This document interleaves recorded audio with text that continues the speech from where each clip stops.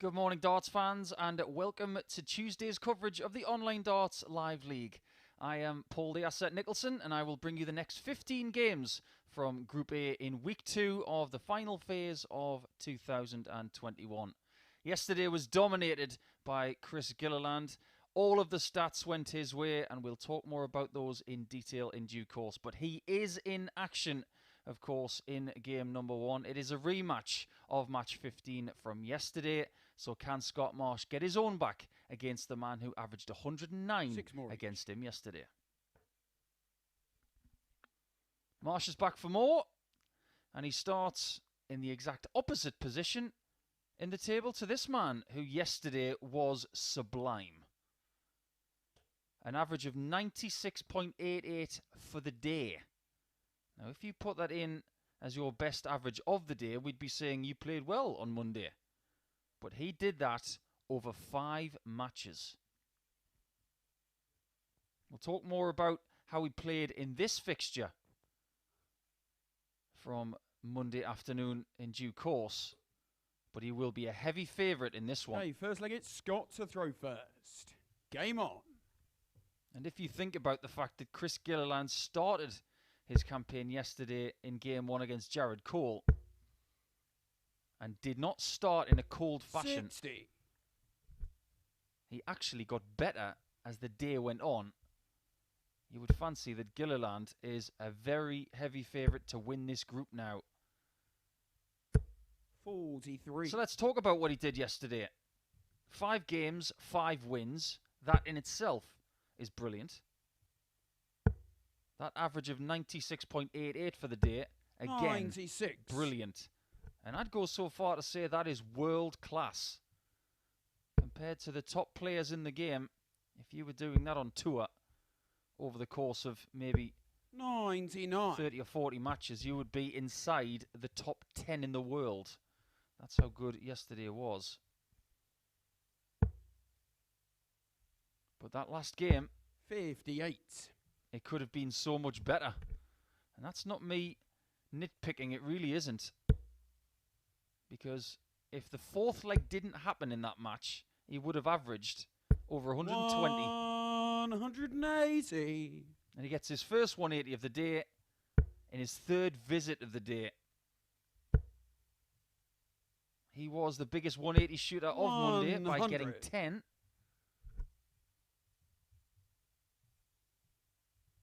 So he's already stretching his lead in that statistic over Connor Scutt, who got 9 yesterday. 59. In fact, Connor was the only other person yesterday to register a 100-plus average. And coincidentally, they both came in their last match of the day. 133. Chris, you require 120. If Gilliland wants to take this leg in 15, he's going to have to get his first Tom Plus check out of the week. Because that's the one thing he didn't do yesterday. He could do it here. 100. Fair play to Marsh, who's put himself 54. in position to hold in leg 1. If he can find tops.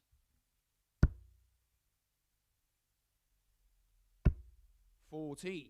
The early mistake offers Chris, Gilliland the chance to 20. break.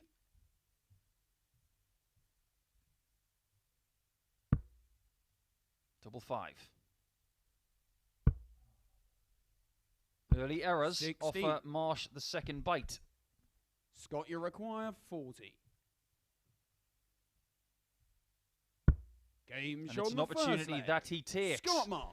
Well, Scott Marsh didn't have the best Monday, but maybe he can rebound the only way he knows how, by plying his trade brilliantly early Second here it's today. Chris to throw first. Game on. Let's talk more about Scott from Monday. It was hard work for him a little bit early. 125. Started with a 4-1 loss to Connor Scutt. No real disgrace in that. But his averages dipped a little bit in the middle portion of yesterday's play. He seemed to be struggling. 140. He did respond really well by beating Jared Cole in match 12. But he had to dodge 4 missed match darts from Jared. 97. So he was a little bit fortunate just to get the 1 victory yesterday.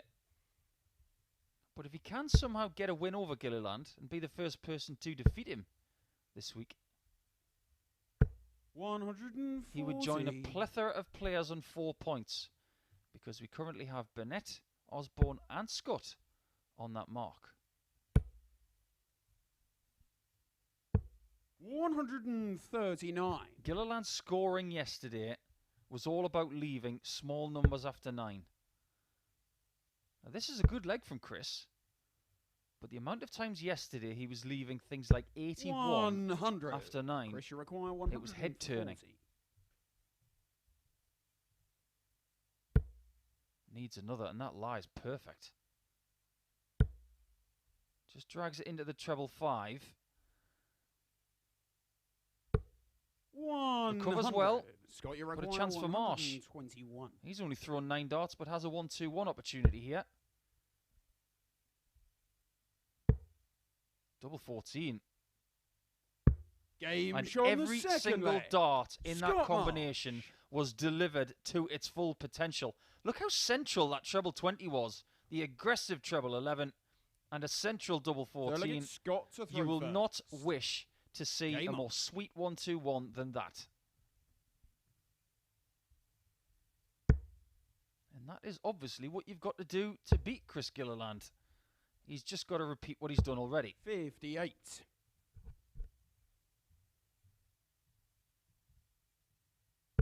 Scott's average yesterday, 83.6 for the entire day. Only the 1 maximum. 140. No ton plus outs. And funnily enough, the only 2 players not to have a ton plus checkout yesterday are both playing in this fixture.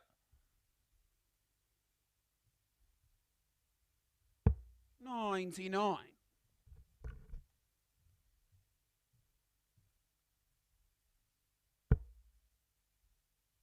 There you can see those slim flights of Gilliland. He's trying to get those darts to land very flat. 83. But every now and again, like the first dart of that exchange, that just sat up a little bit. And it wasn't prime. 100. Marsh looks so much better today at the start. Averaging around 94 here and defying a better average from his opponent. 100.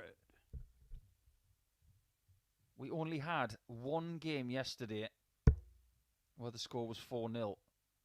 That just goes to show how competitive this group could be. 100. And if you weren't with us yesterday, I'll give you the outline of what Group A is all about. 15 games yesterday, 15 games today, 15 games tomorrow.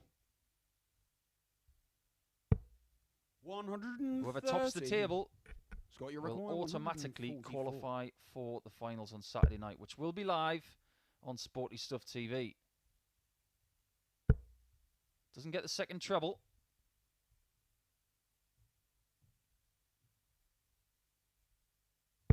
But it does get the treble 8 to leave tops. 48. And Gilliland needs to find something. Otherwise, he's going to be 3-0 down. This is a must. 40. Things might Scott, be you very require different on 40. Tuesday than they were on Monday. 3-0 Marsh? Question mark? Not with a dart like that. That will not please him. Game But shot that on the one third will. leg. And it is Scott 3-0 to Marsh. Marsh. After yesterday's obvious brilliance from Chris Gilliland, and you look at Marsh being at the bottom of the table, this is a bit of an upset. Chris to throw first. Game on. So far, anyway. There could be a long way to go. 100. But so far, this is not just a really good result for Scott Marsh. This is an excellent result for everybody else. Chris has got a 4-point lead at the top of the table. 97. And if he loses this game to the person at the bottom of the table, then everybody, like Cole, Scutt, Osborne and Burnett, have all got a game in hand on Chris. 140. And a chance to catch him a little bit early on Tuesday.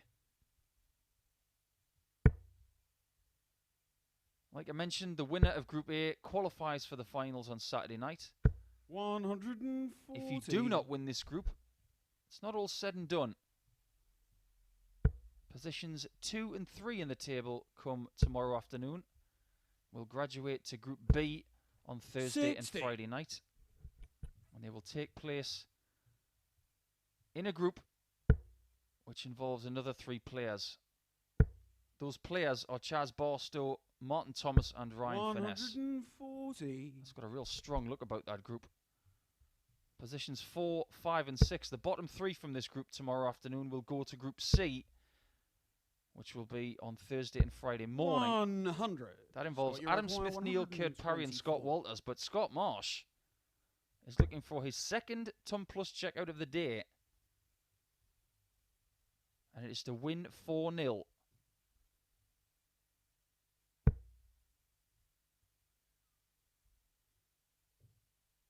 He might look at the bullseye here. 59. Or another option, of course. Richie require 101. Treble 18 was blocked for him. And Gilliland is still looking for his first Ton Plus checkout of the week. And it's not going to come right here. 79. He has averaged around 98 this whole Scott, game. requires 65. He's had 5 shots at a double. But he may just lose it right here to 0. Double 4. 61. One Richie match require dart 32. missed.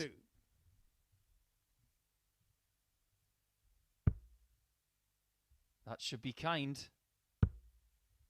It doesn't matter anymore. Game But shot on double the 8 is fourth there. leg. And he Chris finds his Gilliland. first leg of the day. So it's a big sigh of relief for Chris Gilliland. He's not going to be beaten to 0. But he still has a lot of work to do. Fifth leg, it's Scott to throw first. Game on.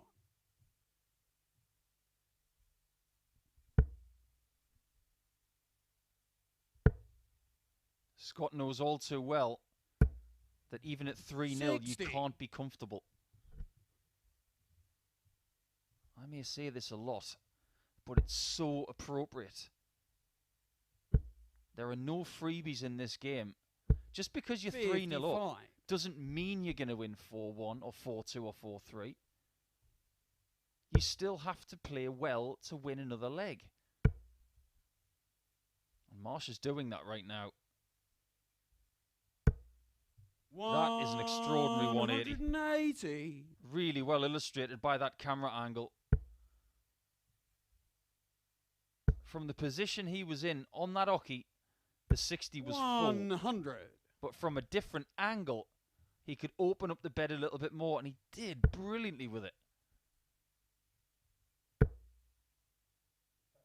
80 scored. Sensibly using the 97. 17s to get inside 170. And he's got at least 6 darts, because you cannot leave a finish from 3-4-6. 140. Scott, you require 164. He would be really happy to leave a double or something really small from here. 64. I'd say that's okay. He will have wanted more.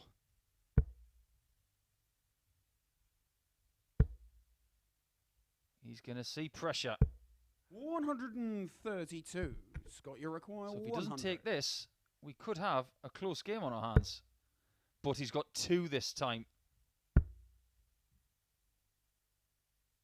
This is to win the match Game shot and the to get his match. second win of the group Marsh. and to inflict the first defeat in Group A for Week 2 on Chris Gilliland. It's a great performance from Scott Marsh, and it invites everybody else into the group, of course, because that 96 average, a best performance of the week so far from Scott, may signal that he's about to have a much improved Tuesday. Great on the doubles as well, But of course, you can see 7 misses from Gilliland early in that match really did cost him.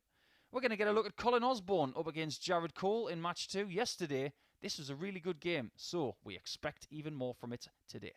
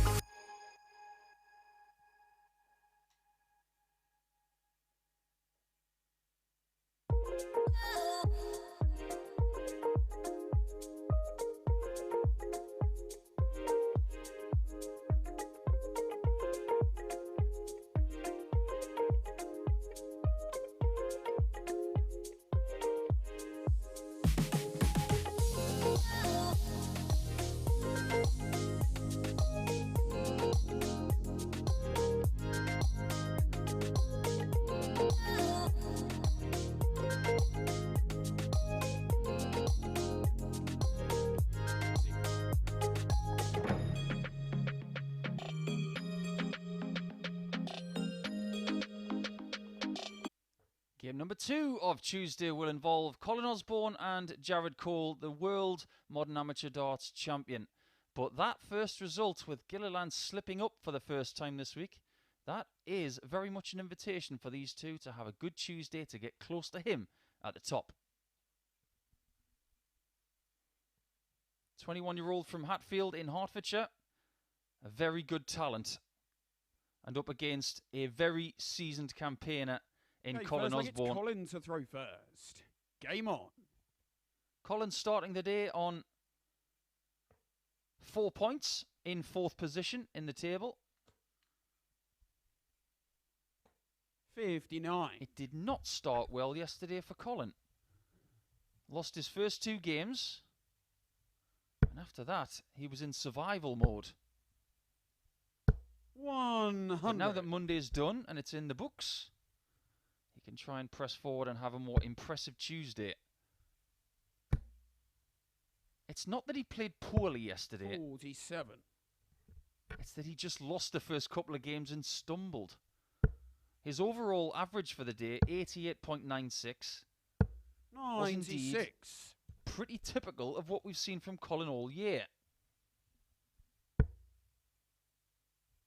5 maximums and a best individual performance of 99.11. 140. It's very fair to say that Colin Osborne is still playing well, even though he's not top of the table 90. in Group A yet. He's only 6 points behind, but has that 1 game in hand on Chris Gilliland, who's lost that first game. And the same can be said for Jared Cole. 60. But he's starting today on 6 points, because yesterday he was in the silver medal position after 5 games. 140. He had a very similar personal best for yesterday at 99.46. Had a couple more 180s than Colin. 59. Jared requires 75. He's got position here. And he's got a chance to break in leg 1 tops. Game shown the first leg. That will please Jared him Cole. very much, because at the early exchanges yesterday, he was just a little bit scratchy on the doubles. And when he's finding that tops to throw first. on the combinations, you can talk about Jared Cole as being someone very dangerous indeed. 100. You're looking at 2 players who have won a Group A before, and 2 players that have dominated a Group A before. Jared Cole is someone who has won every game 100. on a Monday and Tuesday in a Group A once before. He was on for that magical 30 points from 30, which has never been done But he's still the only 100. player that I've seen from the chair to win all games on Monday and all games on Tuesday. 96. But it is his opponent who holds the record for the most points gained from a Group A. And it wasn't that long ago. 83. It was only a couple of weeks ago that Osborne picked up 28 points from a possible 30. And like I said yesterday, I am not sure that will ever be broken. 134. But then again, they did say that Michael Johnson's 200-metre record from 1996 would never be broken. And up pops Usain Bolt and smashes it. 94. So Jared maybe 71. we'll uncover some talent to possibly do that. Jared Cole looks at tops again Game shown and the finds it second leg. on the combination Jared once Cole. again. So what we're seeing from Jared Cole is a pattern occurring here. Combinations, leaving tops with one dart, Delegates Colin to throw accuracy, first. and now a Game 2-0 lead.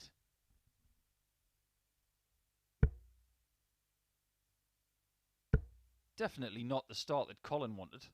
100. He's averaging 86 in this match, but Jared's averaging 100. 140. He must like playing Colin Osborne because, let's face it, yesterday he played really well in their corresponding fixture in match 14. 140. 50% on the doubles. An average of just under 100, his best of the day. 58. He's doing slightly better here.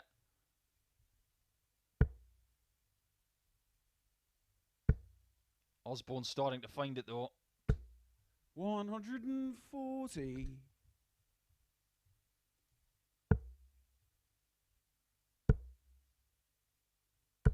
Very good Colin, you from require Jared Cole. 121. Trying to leave himself on 164.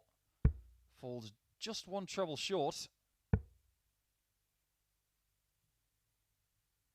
Well, Colin's got 98 with a blocked 60. 43. A lot of people might have gone to the 18s there. He decided to persevere with that treble 20. 100. He's got the tiniest bit of pressure Colin, on you him now require with Jared on a 78. finish. But it's Colin's turn to have a combination finish. Double six. 72. He will feel Jared, you require that something bad is 104. about to happen. Is it 10? Well, he's missed the 10 by a mile. He really wanted to leave tops because he's hit it twice from 2 darts. 72. I think he did the right Colin, you thing. require 6. But I think he maybe took the 10 for granted.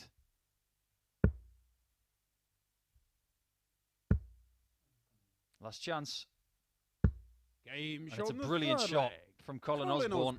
We talk about so many finishes like 1-2-1s that we saw from Scott Marsh in match number 1 where everything was perfect. But you Four-legged need those Jared to sixes throw and double first. threes as well. It's not just brilliant legs that you win. It's the scruffy ones you need 100. in the bank too. If he misses that double 3 with the third dart, you know for a fact that Cole is going to go through 3-0 up. 83.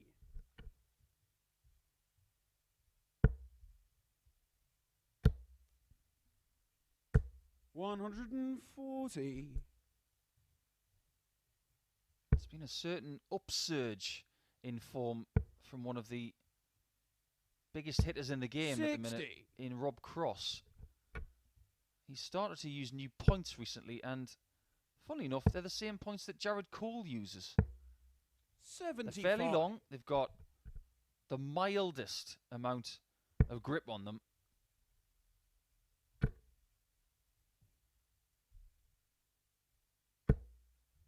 $60. Jared's not the kind of player to change his equipment very often. These barrels are the ones that I've seen him use for 96. years. They're quite a long barrel and they're quite heavy.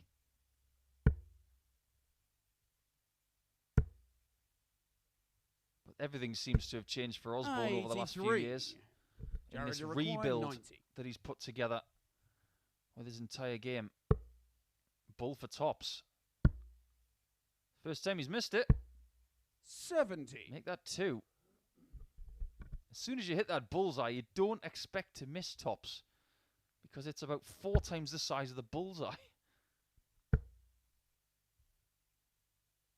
60. You Jared, won't you expect to require miss this 20. double 10 for a 3-1 lead.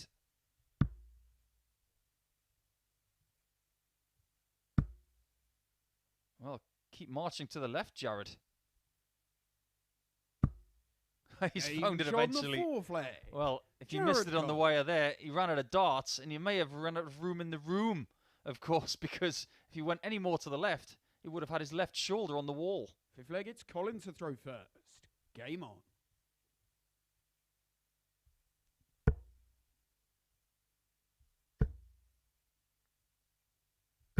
Perfect start from Osborne, 180. who gets his first 180 of the match, and indeed the first 180 of both of them. 140. Just to give you an indication of the rule as well, if these players do need to go left or right of centre on the oche, they must stay behind the perpendicular line 100. that is the oche. It's not a curved mark. The centre of the oche is 7'9" and 1/4 inch away from the board. 60. But if you need to go drastically to the right or drastically to the left beyond the oche mark, you must stay behind the straight line. It's not 45. curved past that oche. That is sheriffed by our referee. And if you go over the mark, the dart will not count. 97. Our referee today is Owen Binks. Yesterday we had the pleasure of Charlie Costerfiend's company. 55. Everybody who has refereed this year, a big shout out to all of them. The likes of Andy Walsh, Charlie Costerfiend, Paul Starr. 140. Colin, you require 121. Young Owen may have done the most matches. I may be wrong. Well, Osborne was wrong there. 106 can't be done in 2, but you can leave double 18, 85. which is Jared, you exactly what require he's done. 64. But Cole's got his first chance to win the match right here. Another one of those will leave double 16. 48. Colin, you Just require don't know 36. if you're going to get another chance. And I don't mean in this leg, I mean the entire match. Double 9. 18. And Cole does get a chance. Jared, you require The wizard 16. wafts it away, and he thinks the match is over.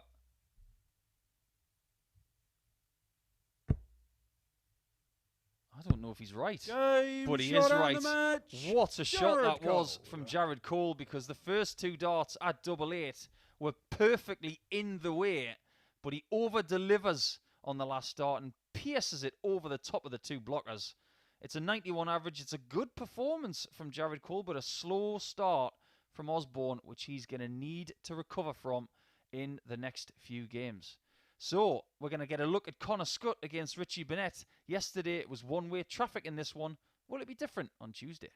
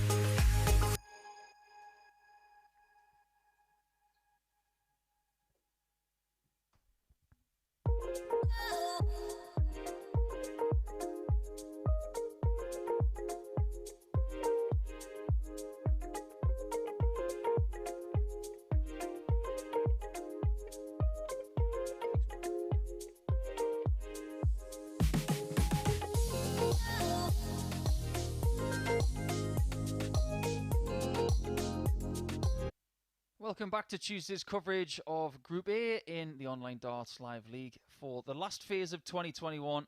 It is, of course, week 2, and we get our first look of the day at Richie Burnett and Connor Scutt right here.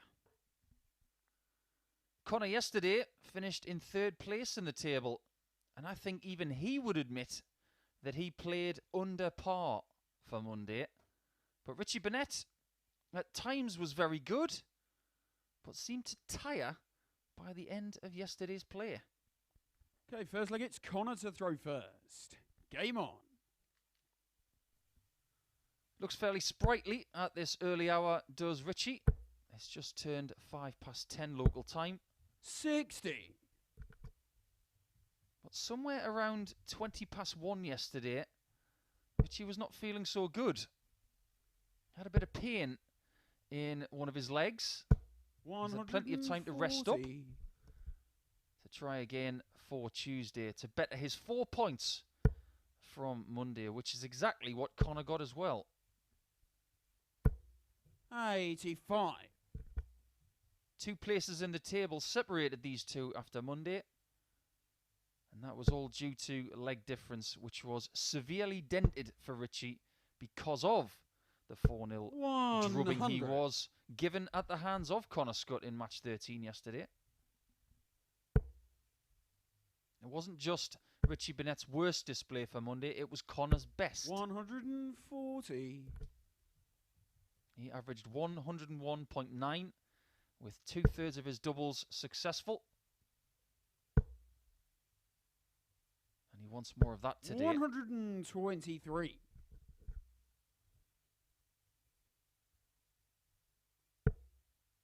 It's Richie who's first to a finish though. 134. Going to take out one of the Richie biggest finishes ever hit to win a world title. Not the biggest though. 44. There's at least two more Connor, you require that 82. have been hit bigger than that to win a world title. Double top for Connor Scutt. 62. Missed out, and Burnett gets his first chance Richie to break require in 94. leg one. Look how good that is. 2 shots at tops. 1 at 10s. Game shown the And first it is a break leg. of throw in leg Richie one. Burnett. So he gets his first leg of the week against Connor Scutt. And it comes on Tuesday. And he'll be looking to inflict the same scoreline that Connor inflicted on him on Monday. That's for sure. He's not a vengeful sort of person, Richie Burnett. But dart players have got very good memories. 60. Yesterday, Connor averaged 89.24. And you might think he might be pleased with that. Not right now, he's not. He'll feel that he's playing better than that. 9 maximums, which put him in the silver medal position for 180s on Monday, behind Chris Gilliland. Only the 1 ton plus checkout. 100. It was a very good 120.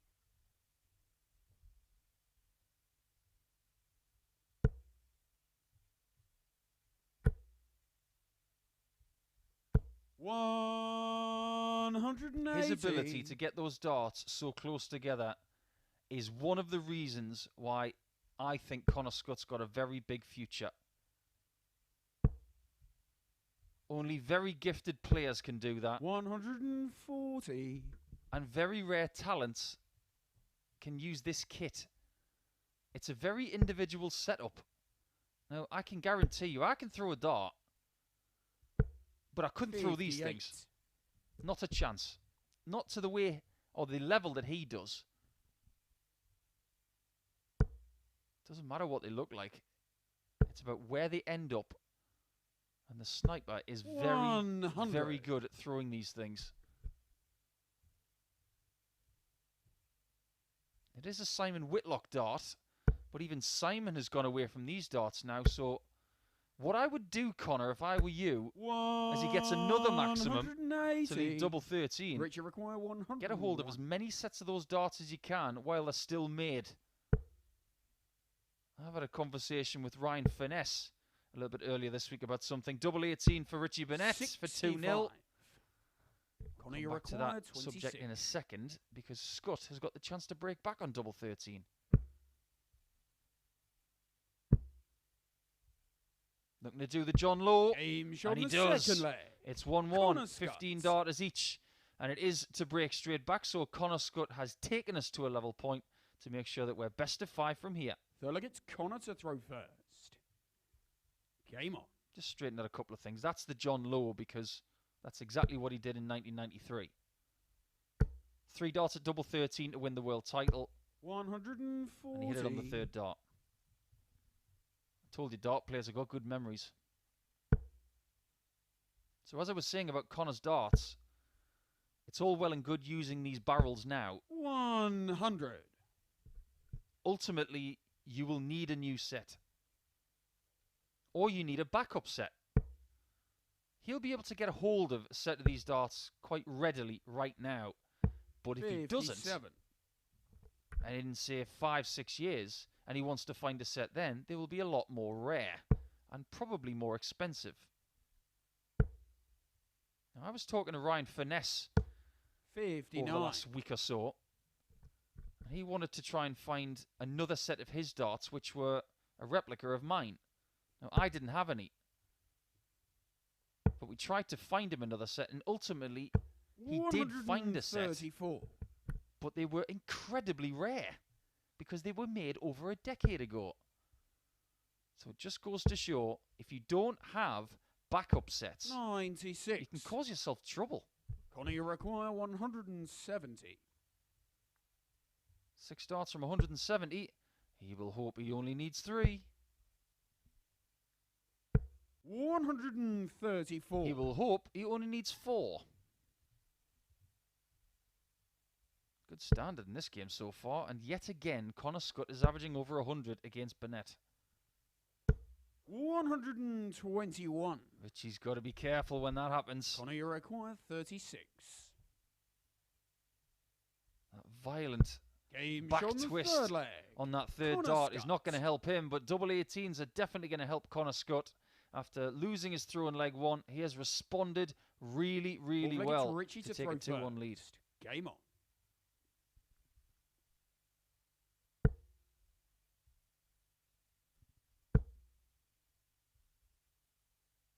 $140. Speaking of Ryan Finesse, he's going to join us in Group B later this week.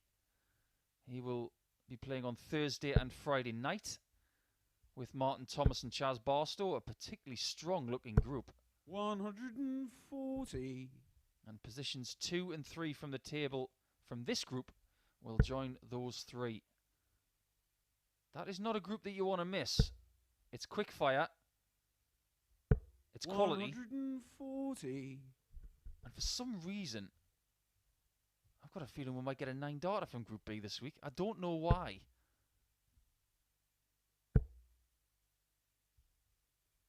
$140.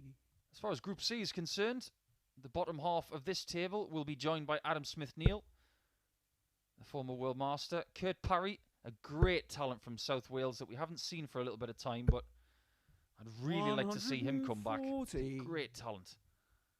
And Scott Walters as well.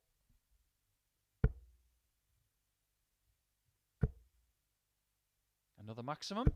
140. Not quite, but it does equalise Richie Richie's position require after 9, 81. which is a very strong one.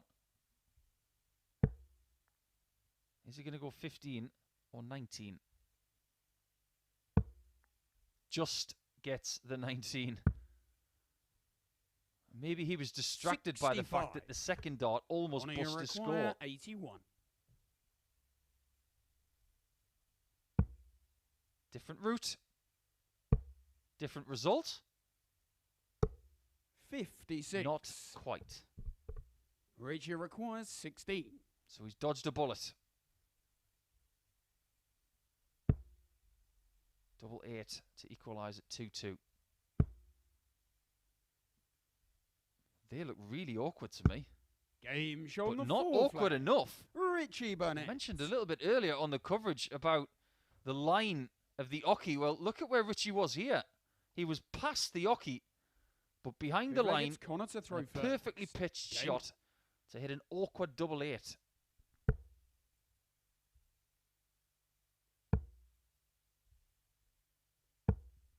$134. I've had confirmation from one of our production crew, the great Mark Walker, that this third game of the day is Owen Binks' 880th match he has done this year. 180. That won't be his first maximum, of course. But Charlie Kostafine, who was our referee yesterday, has done 1,093. So the most games done by a ref so far this year belongs to Charlie. But unfortunately, for Charlie, that is, Owen has officiated 3 9-darters and Charlie's had none. 140. It's only a matter of time before Charlie gets a 9-darter, I'm sure.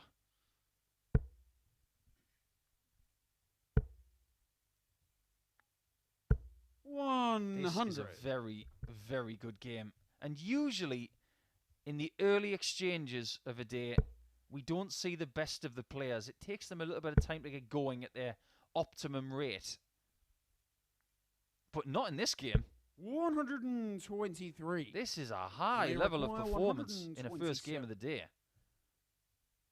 Scutt needs this for 3-2. He needs double 8.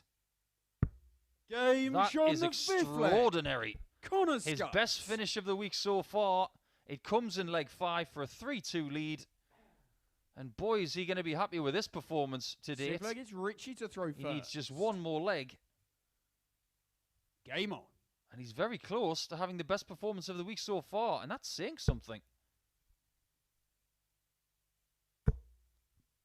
Richie's having his best performance of the week, and it's not enough. 140. It's incredible how many times that happens. But yesterday, Connor looked just a little bit flat to me. 134. And he did feel a little flat on the Friday before the Champions Week finals a couple of weeks ago. He was working so hard to grind out 55. every single leg, every point he could get to make sure he was in the finals for Champions Week in Phase 5. He got there and ultimately just came up short in the final against Robert Thornton. 93.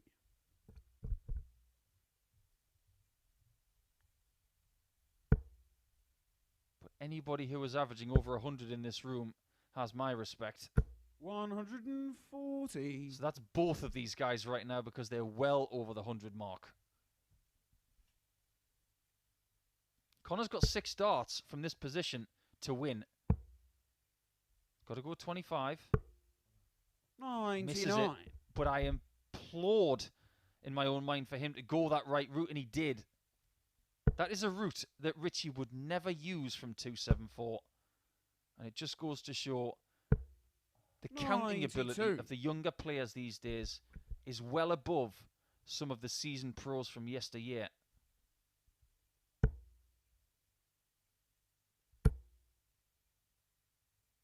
Well, Richie, you know exactly what you got to do. 135. Richie requires Hit 74. this, or you're done. Hit the treble, he does. Double 8 again. 66. That could signal the end of the match. Connor, It you could well require be Connor 40. Scutt's best performance on this Oki all Game year shot on the long, match. because that Connor was a Scutt. special performance from Connor Scutt. He has just sent a message to the rest of the field. 111.04 is a personal best for him. He's beaten his previous personal best by a good few points.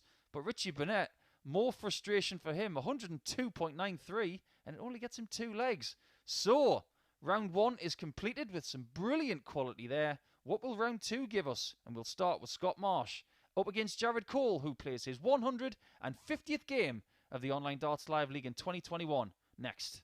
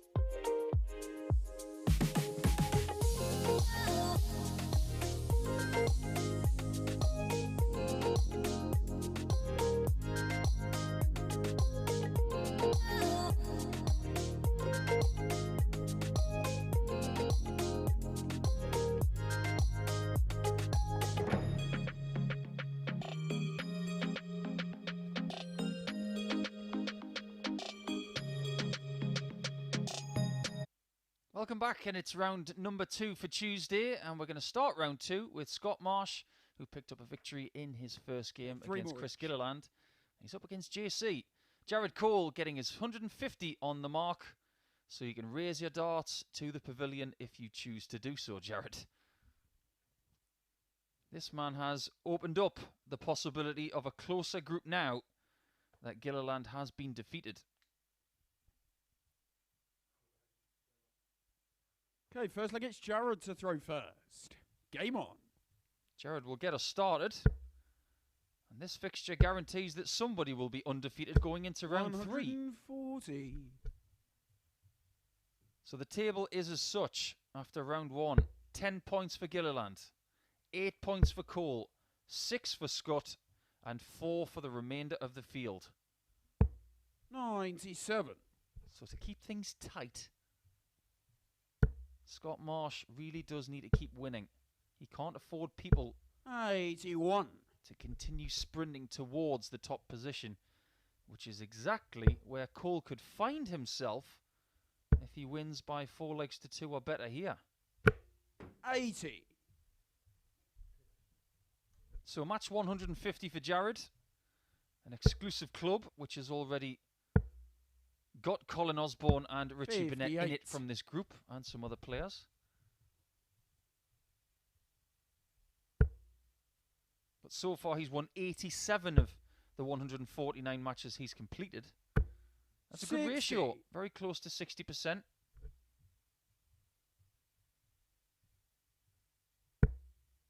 he will be very happy with the way he played against Osborne in match number 2. 95. In fact, he's only really poor performance yesterday 45. Jared, you require came against Gilliland, averaging 86. But he has definitely started a lot faster here today. 95. In fact, I'd go so far to say that everybody has.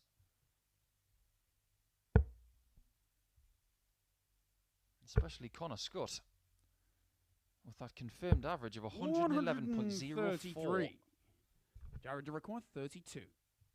Double 16 to give Jared Cole a hold of throw in leg 1. He's got to go through the posts here or around the bends somehow.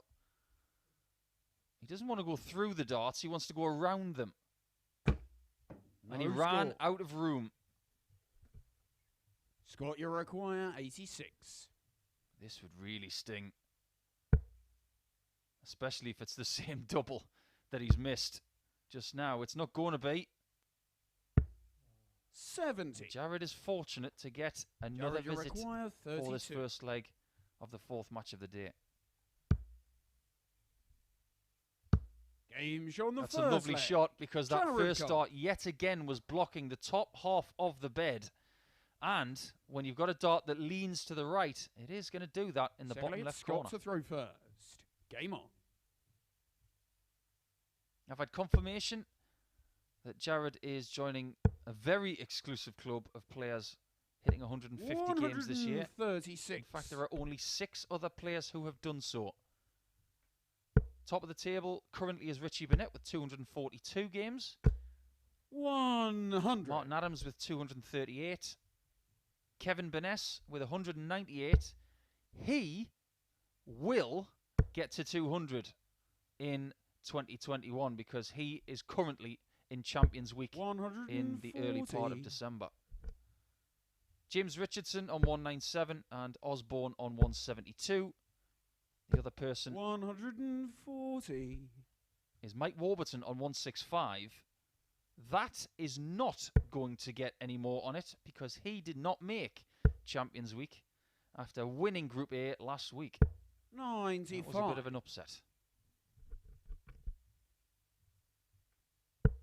Still a successful year for Mike Warburton. 165 games of best of 7. That'll keep you sharp. 130.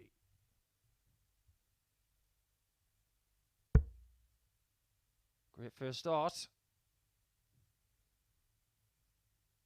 Treble 10 maybe. Looking for the Les Wallace. Yeah, Les Wallace hit 130 74. to win his world title, of course, back in 1997. They Haven't been that many ton plus checkouts to win world titles. 100. 138 from your Della, record, 56. 130 from Les Wallace, 140 from Rob Cross, 56, my nemesis number. Double 10. 36. And it could be the Garage nemesis require of Scott 104. Marsh. If JC finds 54 and double 16. But he doesn't. 96. Scott, you require 20. Second bite of the cherry at double 10. Should be a guide. Game show on the Perfectly second used leg. as well, as Scott Marsh Marsh gets himself level at 1-all in this one. He's got to keep winning. He can't afford people like Cole to stretch their I legs. get Jared to throw first.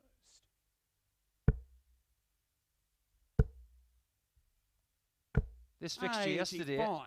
Jared Cole played excellently, but didn't win. He lost by 4 legs to 3. He had an average 8 better than Scott.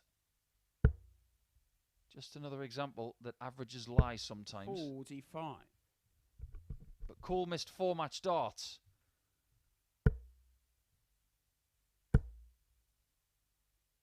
Marsh was very, very fortunate to get that win. His only win of Monday.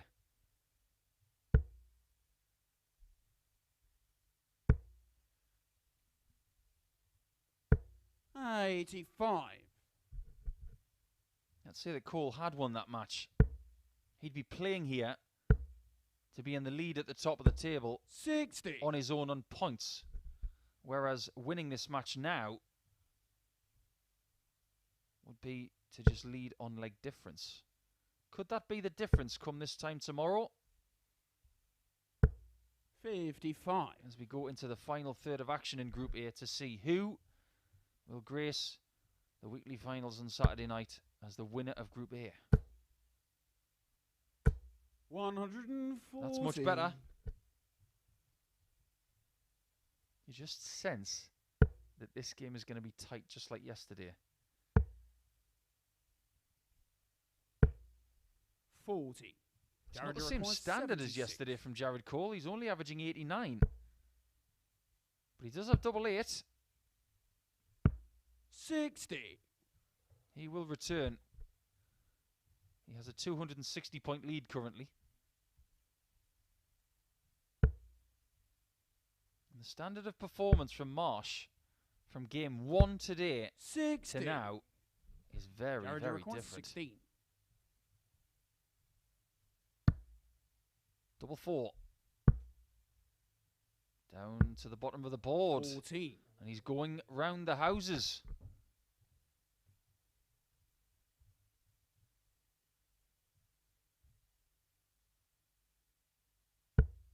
Jared is fortunate that he's thrown 6 visits and he's still got an opponent, not in a finish, when he comes back. However, he will be now.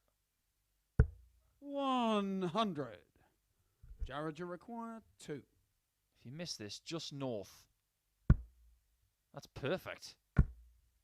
That isn't. That could be awkward. No score. He didn't want to hit that dart because Scott, if you he require did, 160. the dart probably wasn't going to stay in the board. Now the 57's covered. He's got to find it from the side. And he has. Double top. Oh, look at Jared. He can't believe this. 76. Jared, you require That would have been a 2. world-class act of thievery. Another good marker. No score. Maybe he's just not destined to win this third leg. Scott, And you this is on require Jared's 40. throw. He's surrendering a break. And it should be taken. But that bed's covered now. 20. Who wants to win it? Jared, you require 2. Some legs just prove that this game is not easy. No score. Very difficult indeed. Scott, you require 20. Double 10. That might be just a little too close. Now the flight's in the way. And somebody 10. has cast a spell on leg 3. Whoever Jared, it you is, require 2. stop it. No score. Well, Scott, you require mentally, 10. I think Jared Cole needs to take a moment here, because twice now he has delivered a first dart under the double 1. You can't do that. Follow the rule of double 1. 1 up, 1 in. 6. And they both might be on double 1 in a second. The averages have plummeted. Jared, you require 2. Read the rule book, Jared. 1 up, 1 in. Or failing that, 2 up and 1 in. No score. Don't do that. Scott, you require 4. Well, Scott would much rather have a shot at double 2 than double 1 because of the way his darts sit. He can still see it. Game shot on the third He leg. can also see that he's Scott Marsh. 2-1 up somehow with 32 darts to win that leg. It's one of the worst legs I've seen all year, but it's still a leg win for Scott Four-legged Marsh. Scott to throw first. Game on. We've all been there. We all want to forget them. But for these two players, they have to forget it a lot quicker. 60.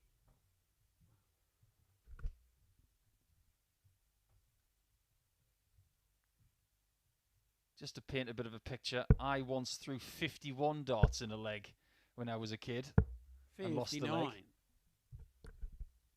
That is now apparently the joint second longest leg this year. We did have a 33 darter back in phase 1 of week 1. 100.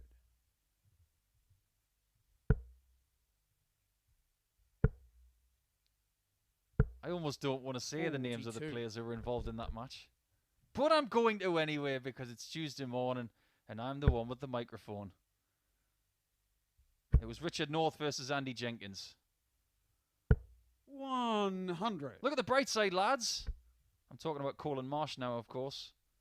It wasn't the worst leg of the year by 1 dart.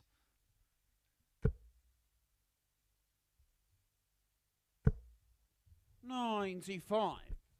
Just wonder how much that's affected Jared Cole.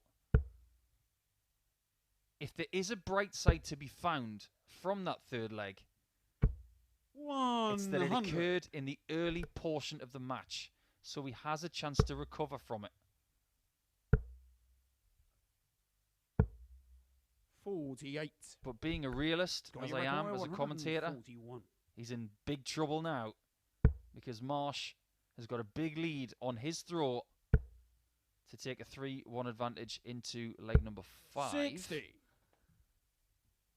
he's not that far away from getting that lead.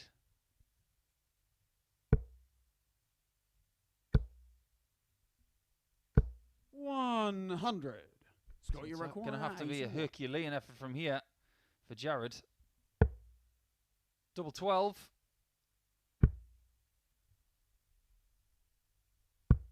69. Is it Jared's Jared chance Nicol, to pinch one back? 157. That'll work.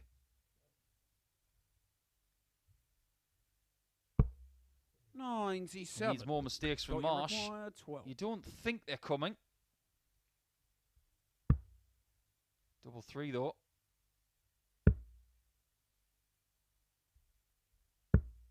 6. And he does get a chance to redeem himself. So requires all will be 60. forgotten if he can convert 60.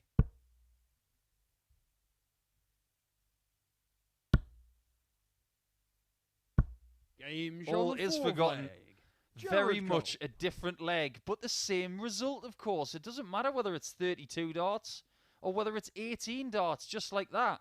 Still get the Fifth same leg, result. Jared And to that's a throw chalk first. mark on your leg count. Game on. I know their averages are well below what they're capable of. 82.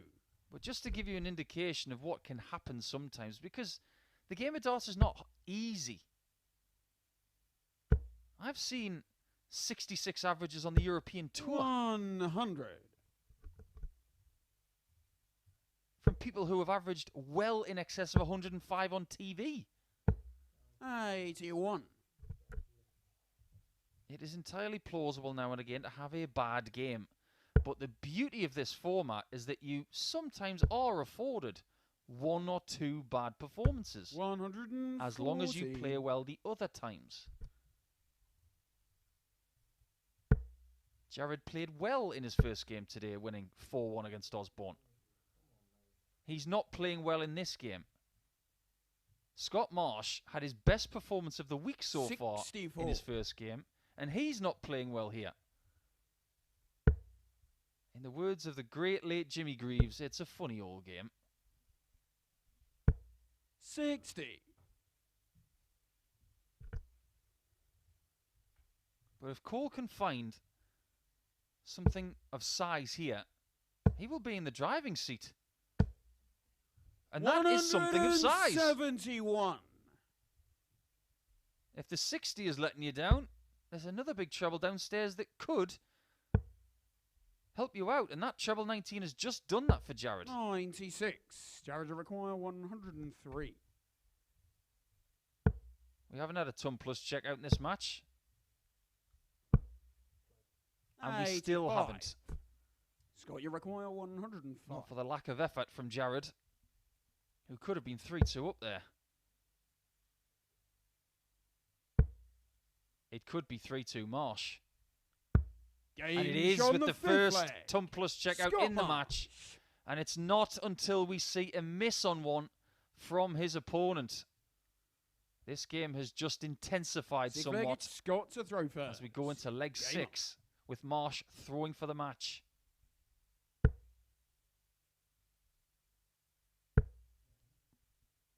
This is the kind of game that if you lose it, 81. you'll reach for a pillow and scream into it. I say that because when we played the live league from home last year, 57. I did that plenty of times. Especially when Aaron Monk beat me by 4 legs to 3. I 45. missed 2 match darts at double 16. And here's me thinking I'm coming back, and he takes 141 on the bullseye. Typical Aaron Monk behaviour. 134.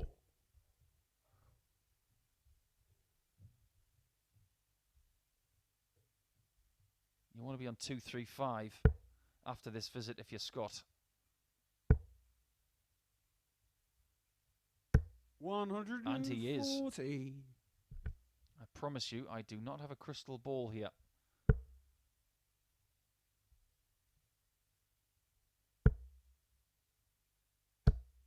Comes up short with dart 3 to get to a finish first. I said this game was going to be close. It is.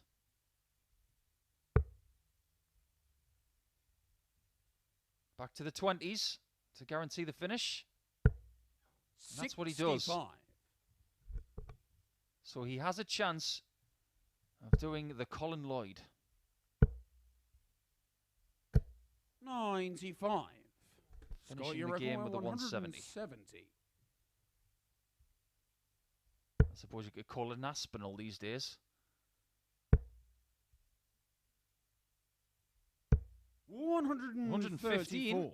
You could say Jared, that's a you require Mervyn King because 150. this is the shot he used to beat Phil Taylor in the semi-finals of the Premier League. But he's not going to do it, and Marsh is going to get 3 darts to 99. win the match to Scott, stay you perfect require for the day. 36. For 4 points from a possible 4.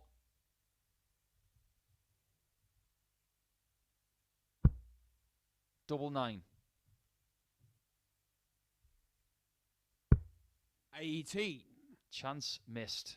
Huge chance to win the Jared, match. you require 60. And he might not get any more shots at double.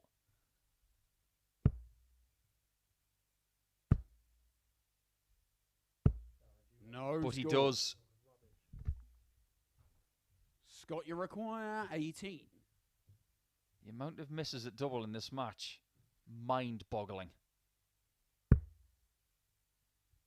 Match start 5. Needs a 6th. Game And finds shot it on the match. on the 6th. It's not a Scutt, game that Marsh. Jared Cole will ever want to remember, because leg 3 really did scupper all of his chances. He did break back. The averages are forgettable, but look at the amount of missed darts at double. Scott Marsh missed 26 darts at double in that match and still won it by 4 legs to 2. That is something that Jared Cole will have to recover from very quickly indeed. Speaking of quick, we're going to quickly come back with game number 5, which signals the end of the first third of action. It's going to be Gilliland versus Richie Burnett next.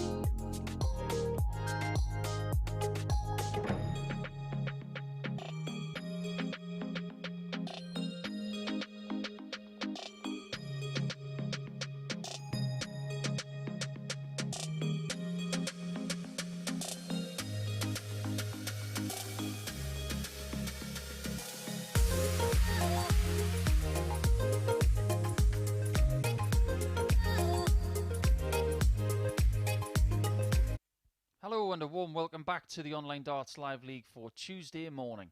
Chris Gilliland is looking to respond after losing his first game in this group.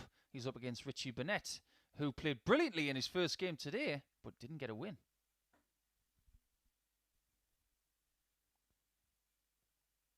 The man who looks like Seamus from Ballyclare is back using a 24-gram Phil Taylor dart.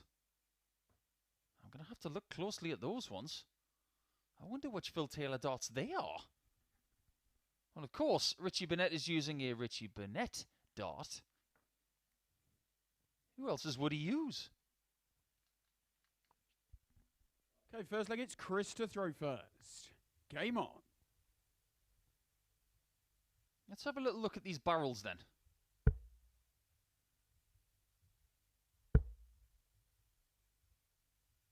$140. I would love to know how old these darts are. They must be fairly aged. I have to say, they don't look like a Phil Taylor dart I've seen in the last 85. 12 or 13 years. Minimum.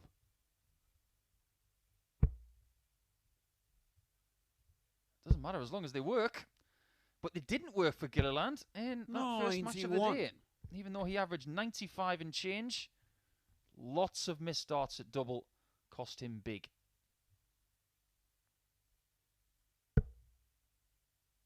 Speaking of big, Scott Marsh getting 30 95. darts at a double in the previous match is now a record here at the Online Darts Live League. The previous record was 28 darts thrown at double in a match. So Scott has broken that by 60. 2. Not the kind of record that you want to have. But he still owns it. 81. But on the flip side of things like that, we can say that the Colin Scutt Richie Burnett game was the 6th highest ever total match average at 106.96. Of course, inflated by the 100. fact that Scutt averaged 111.04. And just to emphasise my point about Richie playing well, 102.93 for him in defeat. 60. Chris, you require 110.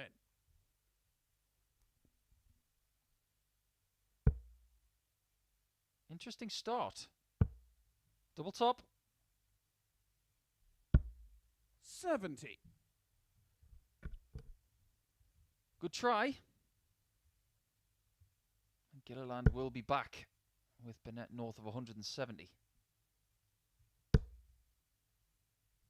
Looking to leave tops. 100. Just short. Chris, you require 40. And it is tops that Chris has. Double 10. He's still missing doubles. 35. And this is not going to please him whatsoever, because when Richie, you you start require missing doubles 80. and you can't arrest the tide, you might find yourself on the end of a leg defeat. 40. And he's fortunate to be coming back for this 5. Chris, you require 5. The confidence levels on the doubles are not what they were yesterday. He's in the madhouse now. Game But shot he finds the madhouse. Chris The Gilliland. section of the board that Jared Cole could not find after he missed a bucket full of doubles. So he does get, not the ideal start, but Second leg, it's a start. Richie to throw first. Game on. So you could say that Chris Gilliland just needs a leg of, say, 15 darts where he takes a double at the first attempt. 100. And then he can build on that.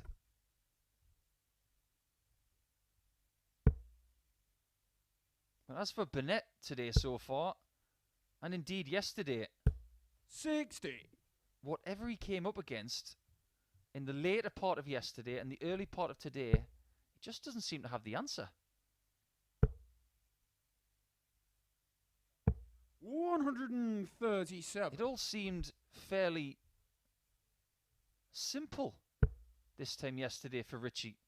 Beating Colin Osborne by 4 legs to 2, then beating Scott Marsh by 4 legs to 1, both with a 93 average, decent doubling. You thought maybe Group A is going to belong to Richie Burnett this week. Then all of a sudden, things started to fall down a bit. 100.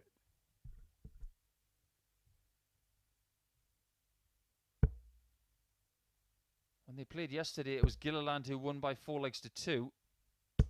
83. A typically steady But you display, require 93 average, 164. 40% on doubles. That's the kind of thing you expect from players of this quality. Does he fancy it? 139. Well, he didn't have to go that route. He could have easily laid up with a 10, given himself a 258-point lead.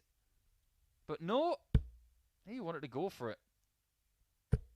81. Richie required 25. He wanted to try and get the biggest finish of the week. Double 8.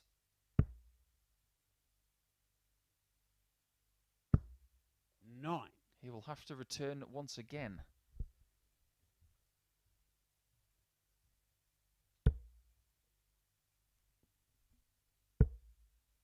He's going to have to hit it this time. Because look at what Chris has done. 177. He's obliterated the score. 16. Game shown the And second that's exactly leg. when a player like Richie Richie Burnett Burnett does turn up. It's amazing how many times that happens. You miss so many darts at double, but when you need to hit it, there it goes, Chris to throw urgently. first. Game on.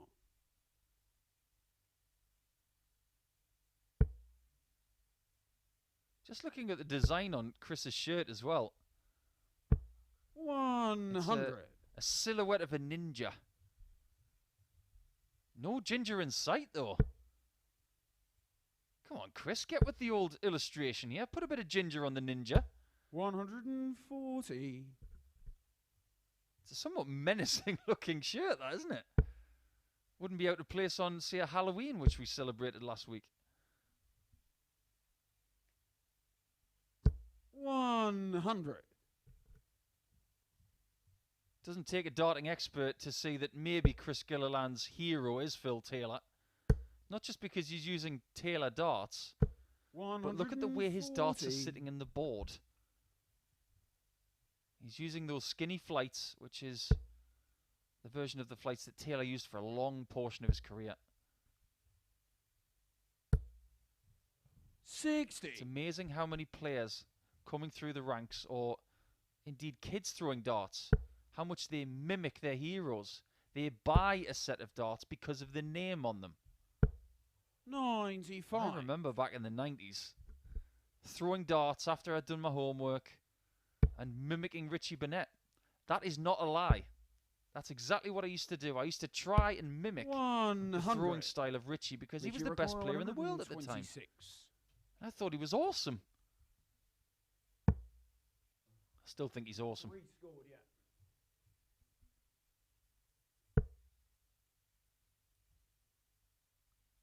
In the next leg, I'll tell you about the first day I ever met Richie Burnett. It was 20 years ago. 42. Chris, you reckon 141. It could be a time where Richie is 2-1 down.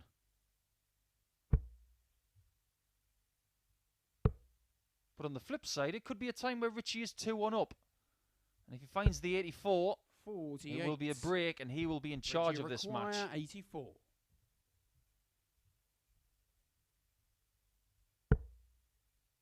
Really good first start. 72. Oh, they could be costly. He's making just a few Chris, too many errors 93. against this caliber of opposition, and you just think that Gilliland may get a chance here. 74 left. Double-double was the option. 33. But the doubles really are 12. causing problems for Chris today. That almost hit the 6. No score. He will hit all 3 of those. Chris, you require 60. There's a little smile on the face of Chris Gilliland right there. Double 10. 50. And he's going to hit those. He's having real trouble on the outer ring. 12. Take 2. Second down and 12. Can he complete? Game shown He the can. third leg. He gets another first Richie down. Burnett. It's going to be, of course, with a 2-1 lead. But Richie Burnett will not be pleased with the way he's playing. But the scoreline, look at the positive side of it, Richie. Fourth leg, it's Richie to throw first. Game on.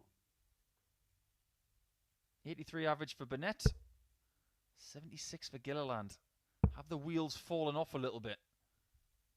57. Yeah, 20 years ago, I met Andy Jenkins for the very first time.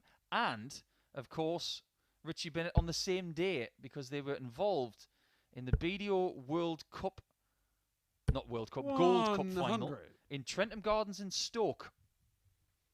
I was travelling with one of my early mentors, Gary Robson, and he introduced me to some of my darting heroes over the course of that weekend. I got to meet 60. Mervyn King, Sean Greatbatch,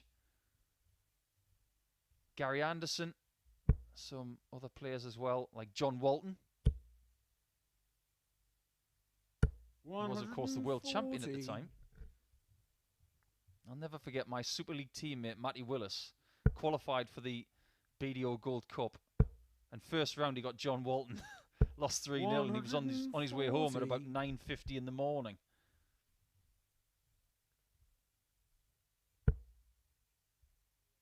But I met Richie over the course of that day. It was a real privilege for me. And in the semi-finals, Andy Jenkins got himself through to the final with a great display. And it was Burnett versus Jenks in the final. And it was Andy who lost to Burnett in a very good final where Andy missed double 12 for a 9-darter, funnily enough. 137. Well, Richie needs 123 for the 3-1 lead. Ideal start leaves 66.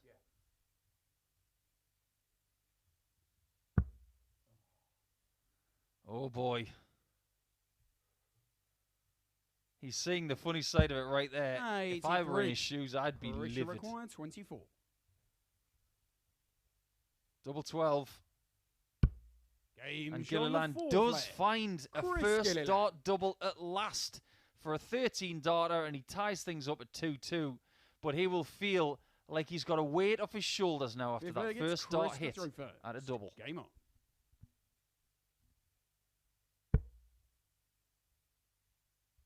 Is that going to open the floodgates?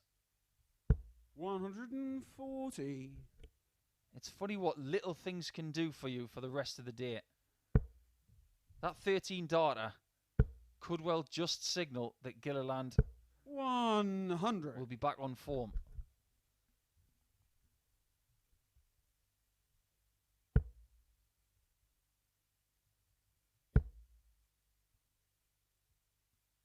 $81. They've had 5 previous meetings, and of course Gilliland won yesterday. And he's also beaten Richie on 2 other occasions. 100. They've had a couple of sketchy games. They've had a few good games. But they haven't had that one match that they can remember against each other yet, where they both play at their top level. In fact, the best winning average that we've seen from someone in this head-to-head fixture is 94.18 from Richie when he beat Chris by 4 legs to 3 on the 27th of July. 100. But you could ask me the question, what's it like to play Richie Burnett? Well, first and foremost, he's tough to beat. He's obviously a great player. 130. But it is a bit like playing a bit of a mad frog. He's a bit all over the place. 165. A very talented mad frog, though. Requires 32. Could be too late, that one. Double 8. This is a big shot. 16. He just thought Richie that the Ginger Ninja 36. was back after that 13-darter in the last leg. But he has handed the opportunity to Burnett to get the lead back. Oh, it's the wrong double. Christian requires He's never 60. shy to tell you how he feels. Wrong club, Richie. He needed a 9-iron, not a 14-iron. Double 4. And it had to be the third dart, didn't it? Just when Richie Burnett thinks he's going to get another chance, Gilliland does not miss double 4 on the third dart and is now 3-2 up. Safe leg, it's Richie to throw first. Game on. Some of these players today really are working hard for their points. What seemed to be so easy yesterday for Gilliland 100 has become almost arduous on Tuesday.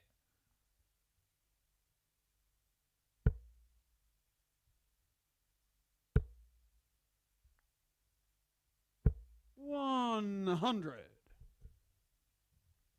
The overall average for yesterday's play was very good.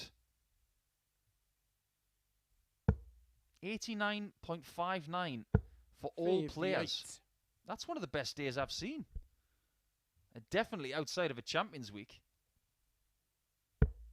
3,580s. Yeah, very strong. 140. But with the exception, I feel, of Connor Scutt and maybe Scott Marsh in his first game, some people have gone further back in standard. 93. You just wonder what we're going to get from Osborne and Scutt next. I don't think we should be talking about tiredness at this stage of Group A. 100. In fact, I don't think we should be talking about tiredness at all in Group A. These guys should be able to play 3 consecutive days, no problem. But when you're talking about day 4, 5, and potentially 6, pressure require the tiredness and the mental weariness can kick in. The Northern Irishman is 6 darts away from victory. He wants a treble 20 to leave double 12. 137. And that's exactly what he gets. Burnett lost with 102 average in his first game. 134. His average will probably be about 15 less than that in this game, and he could still lose 4 legs to 2. He does lose by 4 legs to 2 once again. Gilliland. Chris Gilliland gets back on the winning truck with an 86.94 average and 23% on the checkouts. It's not a classic display, but he won't care because it bags him 2 more points and puts him on 12 at the top of the table, re-establishing a very sizable gap over Jared Cole. We're going to see more of Connor Scutt and Colin Osborne in the next match, which signals the end of round 2 of our matches for Tuesday. Will we get more from Scutt from what we saw in his first match where he averaged 111?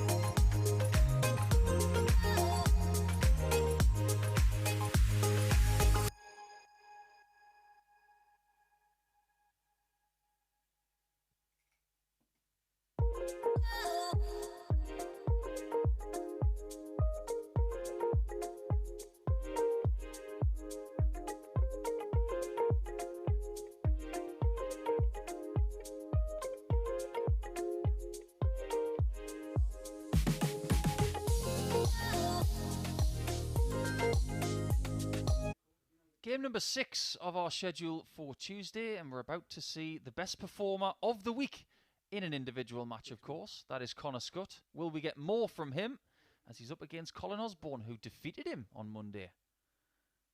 The 45-year-old from Middlesbrough, who has made this his second home this year, with Connor Scutt in 2021 playing probably as much in the way of darts as he has ever done. It has been a successful year for both, but for very different reasons.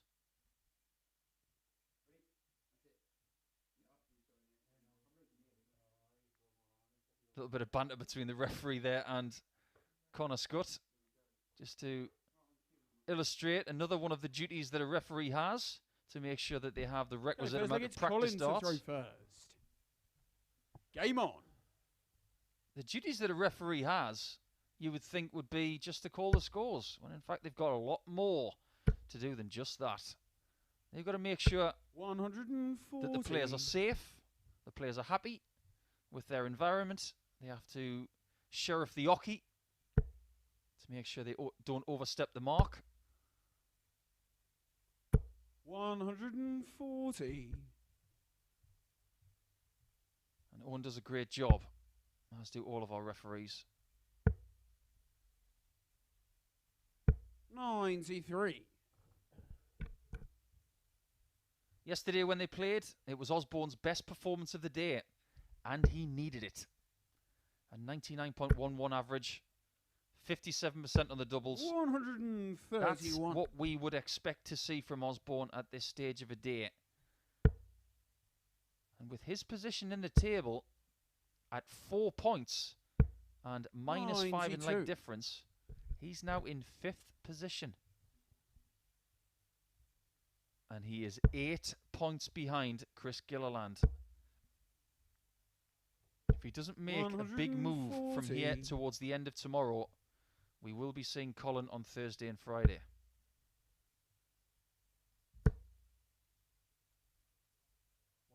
Yeah. 120 scored.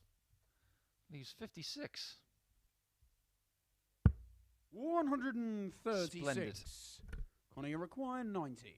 But as for Connor's first leg here, better than splendid. Double 15. Game shot on the Boy, first oh leg. boy, he's on it today, Connor isn't he? Scutt. 111 average in his first game. And 11 darts to start match 2 for him. Second leg, it's Connor to throw first. Don't be afraid to get in touch with us on Twitter today at Darts Live League, as you can see.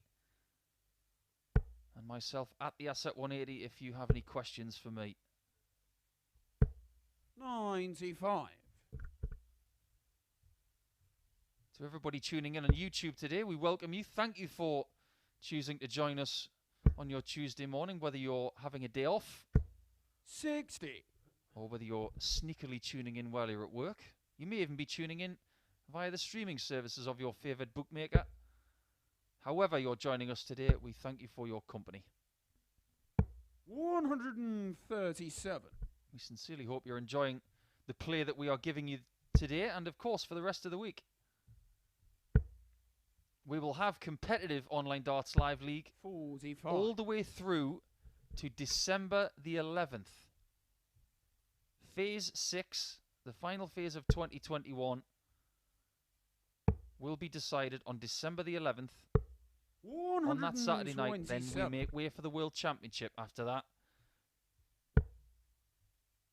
So we will have our big send-off on December the 11th as we say goodbye to 2021. 180.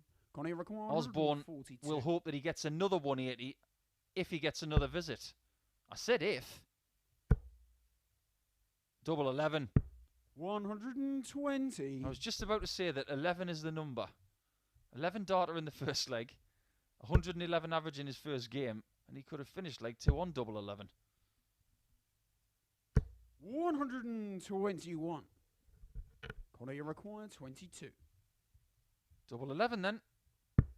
Game shot 13 darter. leg. That will do. Connor Scutt. And Connor Scutt today is like a very large bowl of crunchy nut cornflakes. The trouble is, he's just too good. Third leg, it's Colin to throw first. Game on.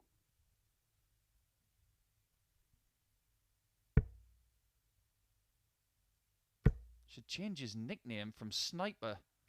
Get rid of 60. the N and the I and put a U there. He's just super.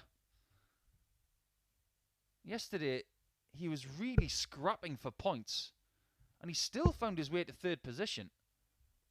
134. But nobody is playing at his level today. Nobody.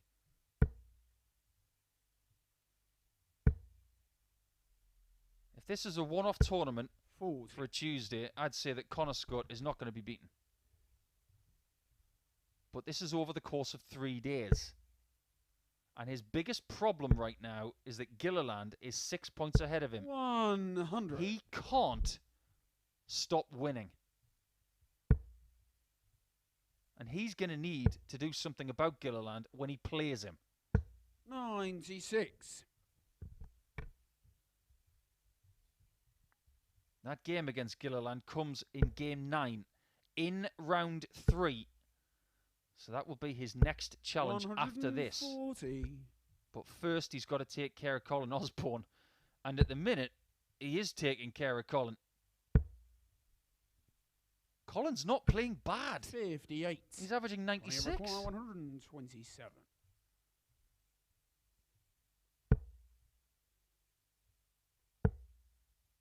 Treble 20 leaves double 14. 59. And for the first time in this match, he's not going to get a leg inside 13 darts.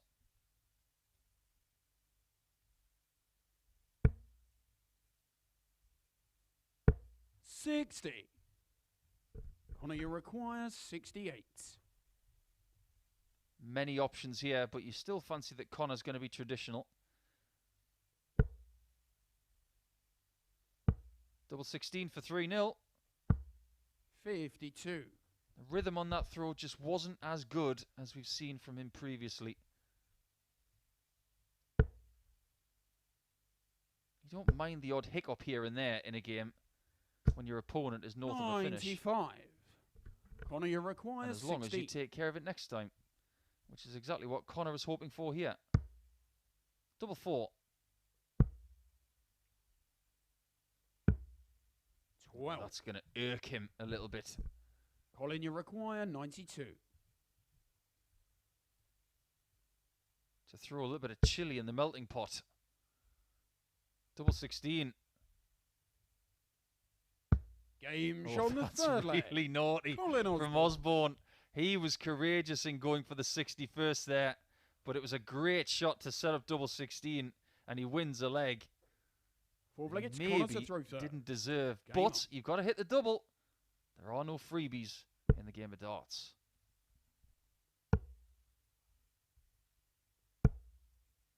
$57.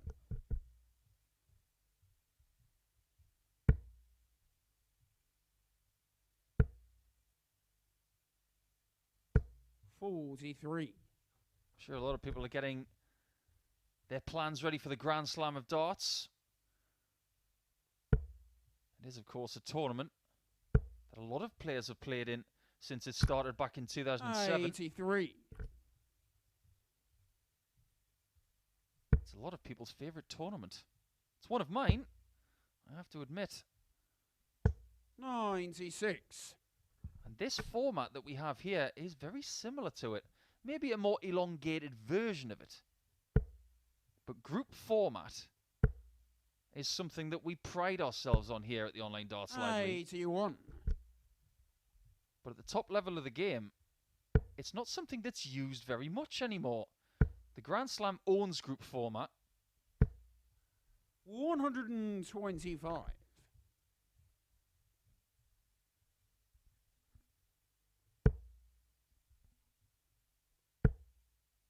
There used to be a World Championship with group format. Do you remember those days? 125.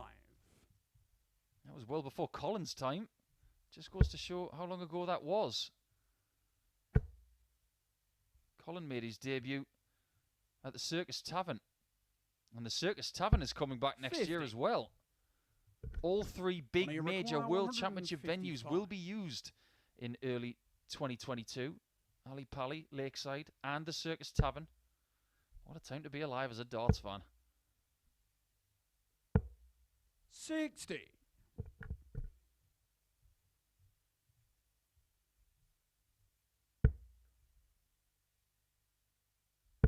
Well, Connor Scutt is not playing at the level he was in the first two legs. 70. He's now got to start grinding it out. What do you require? 95. He can't afford to be giving Osborne shots at 117. Oh, it's aggressive. Game And shown the effective fourth from leg. Connor Scutt. That's Connor beautifully Scutt. done. I was questioning just whether he was going to go that route or whether he was going to stay traditional and maybe offer the chance to the Leg, it's 117. Colin to But throw no. first. Game on. He doesn't get any extra credit for hitting two doubles. He just gets the extra leg.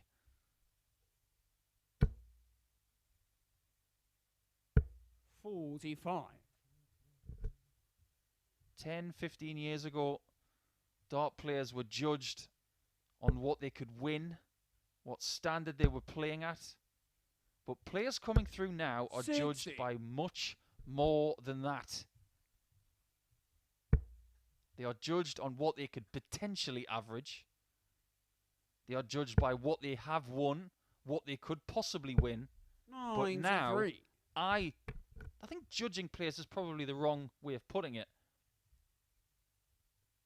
I look at the talent of the players on how they count and how they tactically move in a leg.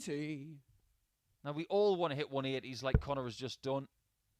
We all want to leave 81 and go 57 double 12, job done.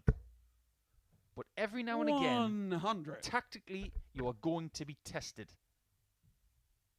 From Connor's perspective, I see a player that has everything in the locker, tactically and ability-wise, because he's just proved it with back-to-back 180s, and look what he's set up. Treble 19, double 12 to get the job done.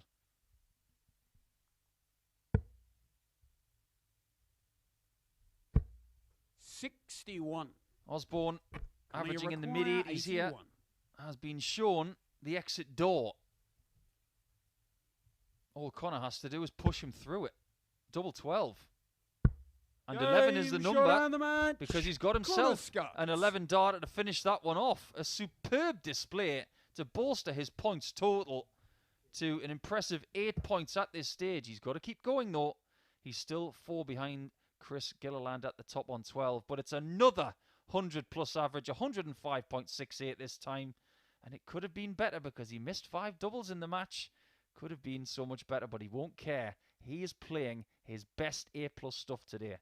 So round 2 is done. We are going to go to round 3 with Richie Burnett up against Jared Cole, who is the closest person to Chris Gilliland at the top.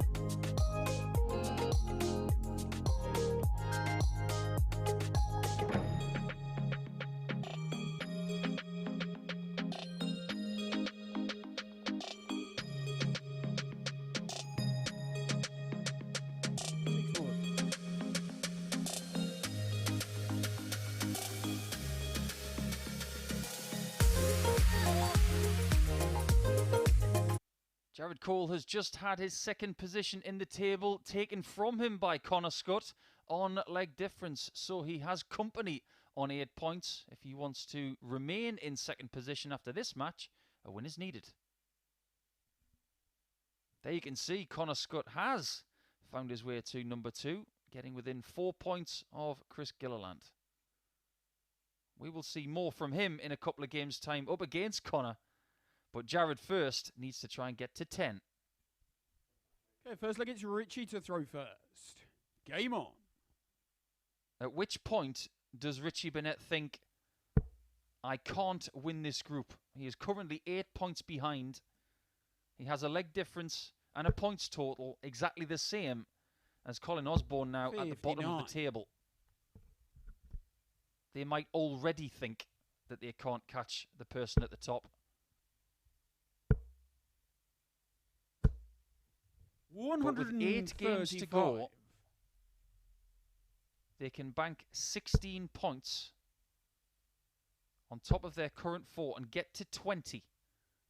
100. That, for me, is the bare minimum of where you need to be if you want to win this group. So in my estimation, 42. In my time in this chair this year, I would say that Osborne and Burnett, if they want to win this group now, they have to win every game from here. Otherwise, 57. They're playing for position. to see whether they play on Thursday and Friday evening or Thursday and Friday during the day in Group C. 60.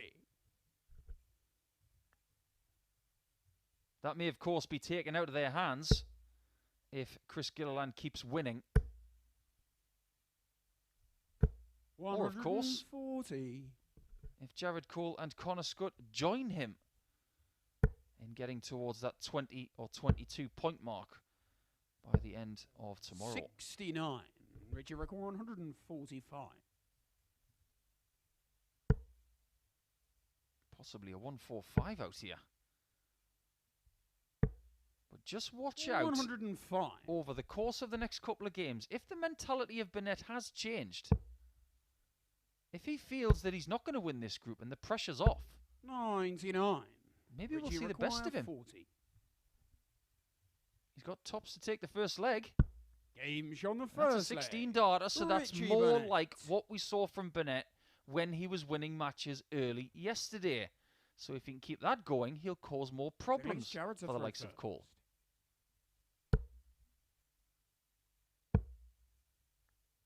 But 96. it's problems that Cole had in his 150th match in the Live League this year. An absolute horror show on the doubles.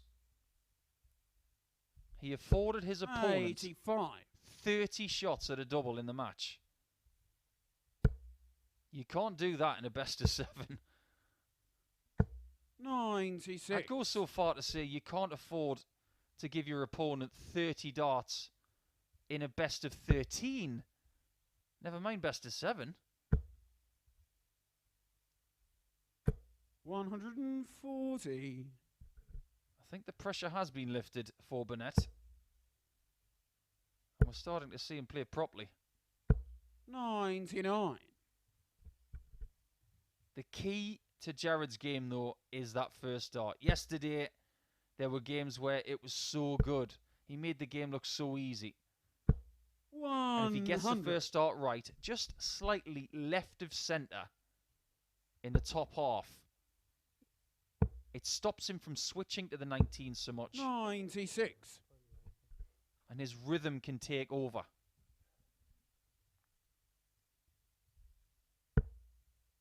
That's exactly where Jared needs to hit. 140. Jared to require 140. A lot of people like going south on this one. But Jared refuses to. But he has double 17. Game shown And that's the really second leg. creative. I love to Jared see Cole. that from these younger players. We saw some creativity from Scutt on a 95 in the previous match. But the lie was really good. He made the 60 look Richie to bigger. throw first. And I think Burnett is puzzled as to, why did you go for that? Well, that's what these young kids do, Richie. They look to make the treble bigger by using their own dart 140. to guarantee the shot at any double. It doesn't matter which double it is. Even if it's double 17, which is the most neglected double 137. on the dartboard. Statistically proved, or proven this year, the double 17 is hit 140. less than any other.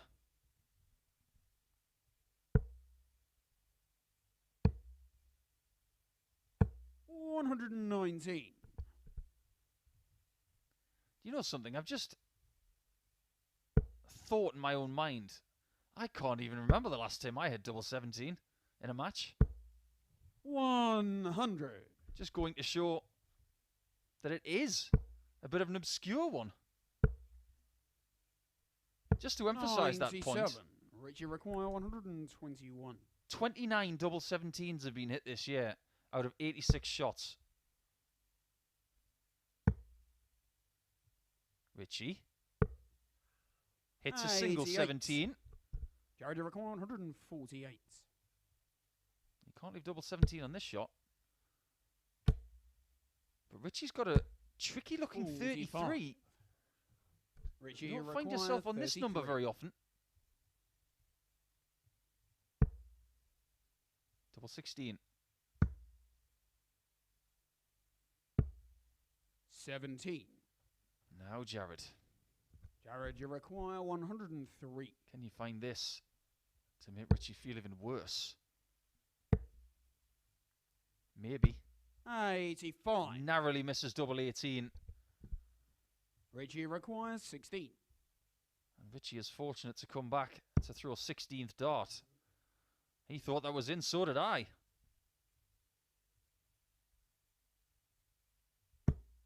Oh, it's just got worse. No, it's not in, no. He's determined to have a look at this double on one leg. Northern bin. No score. Everything was scuppered by blocking it with the previous two. Jared, you require 18.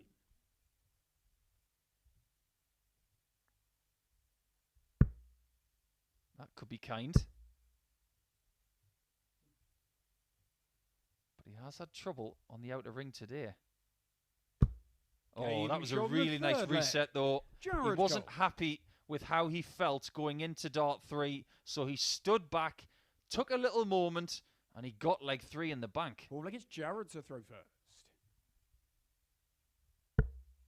You might be asking yourself which double behind double 17 is the least used. Well, it's double 13.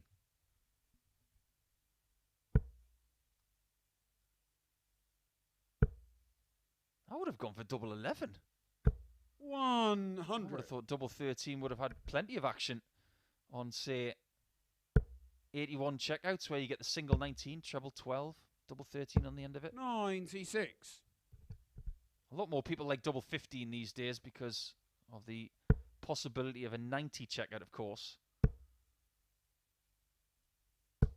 60. There have been 169 attempts at double 13 this year and 230 at double 11. So in the least used chart, they are very much in the top half. Cole looking for a 2, 6, 5 and 6. He's halfway there. 40. And this is a number that every dart player fancies. It's actually Michael van Gerwen's favourite checkout. It's probably got something to do with the fact that he hit it to win the Premier League 92. against Phil Taylor a few years ago.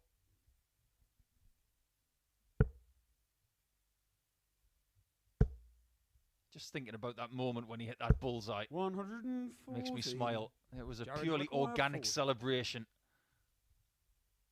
Double top. Double 10. Double 5. 35. No double. Richie require 161. Sometimes Jared really perplexes you with the amount of chances he creates for himself. 65. And I suppose everybody does at some Jared, point you have a day require where they just can't find doubles with a crisp nature. Double 2. Game shot on the fourth. That's better. 3-1 up. Cole. Not playing his best stuff, but playing effectively enough. And it's all about the points right now. It's not about the averages. You don't get bonus points in the live league from averages. It's Richie to throw first. Game on.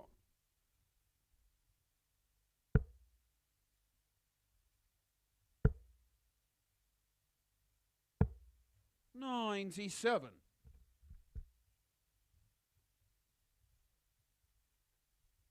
Yesterday I was talking about the input from social media 100. about dart players being good at other things.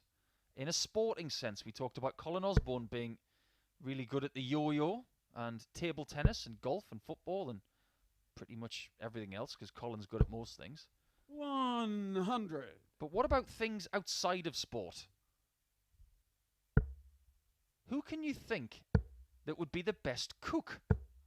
43. Well, Jared Cole might be one of them because he is qualified in that department. I'm quite a keen cook myself. It's a nice way of relaxing away from work. 180. But what about Ted Everts as well? Super Ted, who was a bit of a mate of Jared Cole. 134. He's a qualified chef Richie too. require 124. On the back of the 180. Looking for the 124. 60. This leg's not over yet. If Jared gets something sizable... Oh, he's got to go south now. 92. Does pick up a very Richie tidy requires 57 to 64. leave 132 for the match, if given the opportunity. 2 16s to stay in it. Game show on the 5th. And that is one. Richie Look at the Burnett. celebration from Richie Burnett. That's not the first time that Jared Cole has seen something like that from Richie. They've played each other plenty of times, but you never tire of seeing Richie doing Richie things.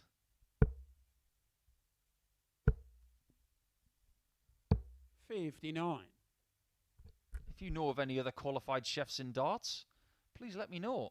I know of one other one. Bernd Reuth, German player. A very good chef, apparently. 58. I'm sure he does a very good spätzle and sauerkraut.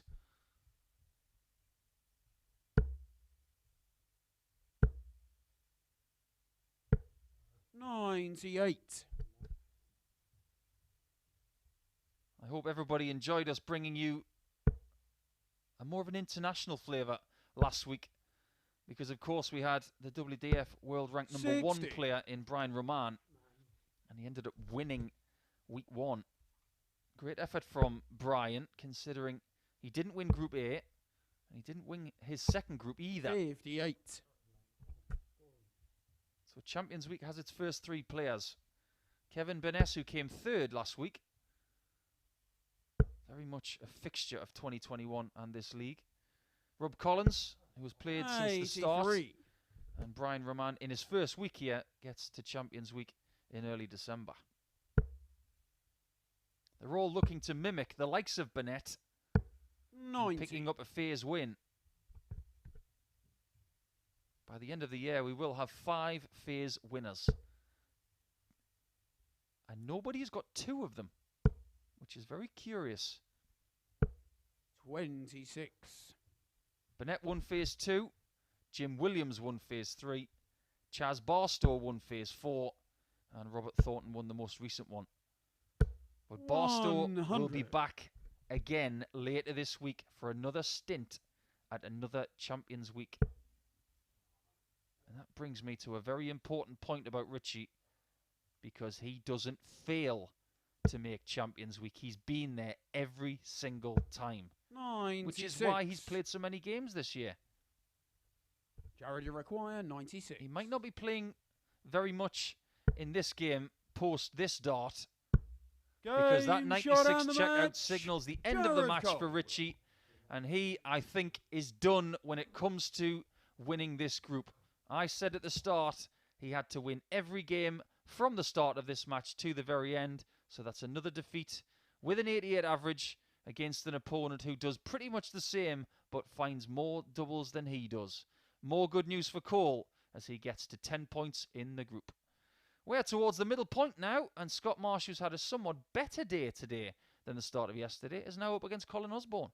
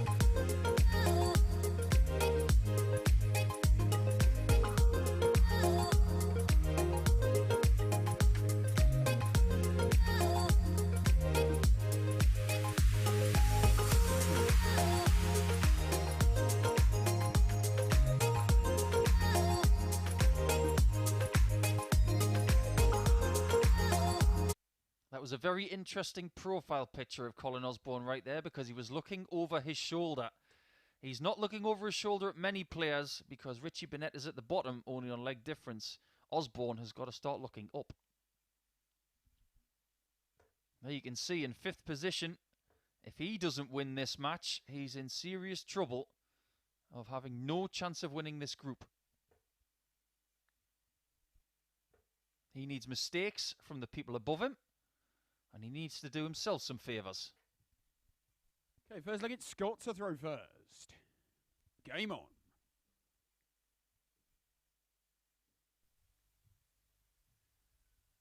Marsh, who started the day on the bottom of the table, has done himself a couple of decent favours. One with a good performance 100 in beating the number 1 positioned player in Chris Gilliland, and then being massively fortunate to beat Jared Cole 4 legs to 2 in what can only be described as a game that will be remembered for the wrong reasons. There are records within the game 45 that you do not want to hold. And as far as the Online Darts Live League is concerned, you don't want to hold the record of the person who has had the 60 most darts at double in one match. And that is now Scott Marsh. 30 darts at a double in that game against Jared Cole. But he won the match. 45. So it doesn't matter.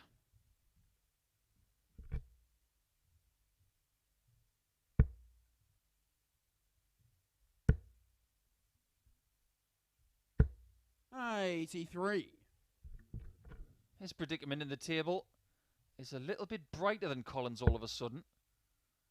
They've all got a game in hand on Jared Cole and Richie Burnett. 133.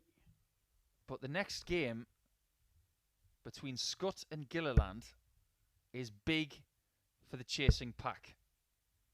The better result is a win for Connor Scutt, because if he gets to 10 points alongside Jared Cole, that stops Gilliland from getting to 14. More on that in a somewhat newscaster way when we return. 92. But this game has to happen first, and Osborne is looking to get inside finishing range here.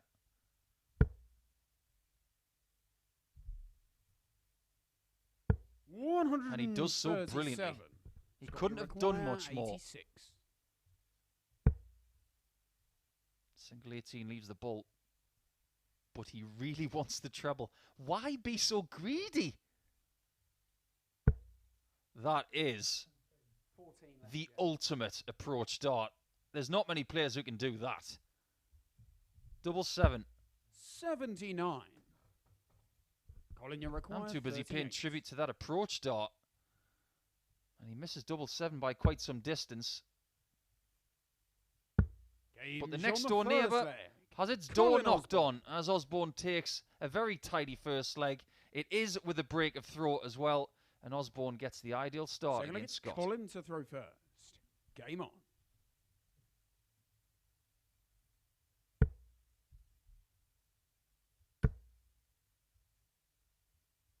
$140. Colin hasn't done much in the way of media over the last few years. In fact, the way he's played this year has been one of the bright sparks of 2021 for me. Just bumping into him and having a chat with him has been one of my year highlights. I hope he gets to hear that, because I am a huge admirer of the way that he has rebuilt his throw, rebuilt his mindset. He's a classy operator.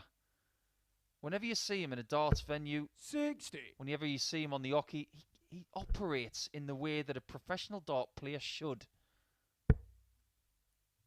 I've not met many more classy dart players than Colin. 76. For me, if I wanted to sell the game for players in their mid-40s, I look at him and I think, that's what I want a mid-40s dart player to look like. 100. Of course, I'm a little bit biased because I really like Colin.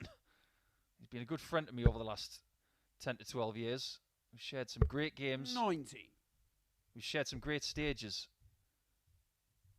But what I want for his future is one more try at the big time. And I know I'm not alone in that. Yes, 120 scored. The friends that we share, the likes of Jamie Caven, 177. and all of the others, Colin, you would require love him to have 95. one more stint, but he's going to get tested along the way. Like he's being tested here in leg number 2 on his own throw. 55. Fair play to Scott Marsh for hitting that Scott, you require 177. 24. Next job, double 12.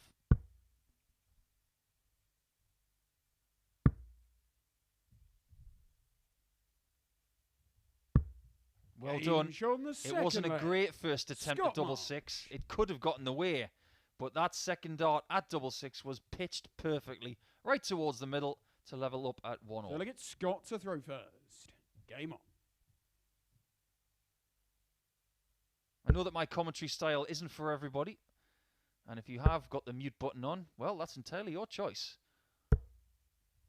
But I know there are some people out there who enjoy some of the stories I bring to the commentary.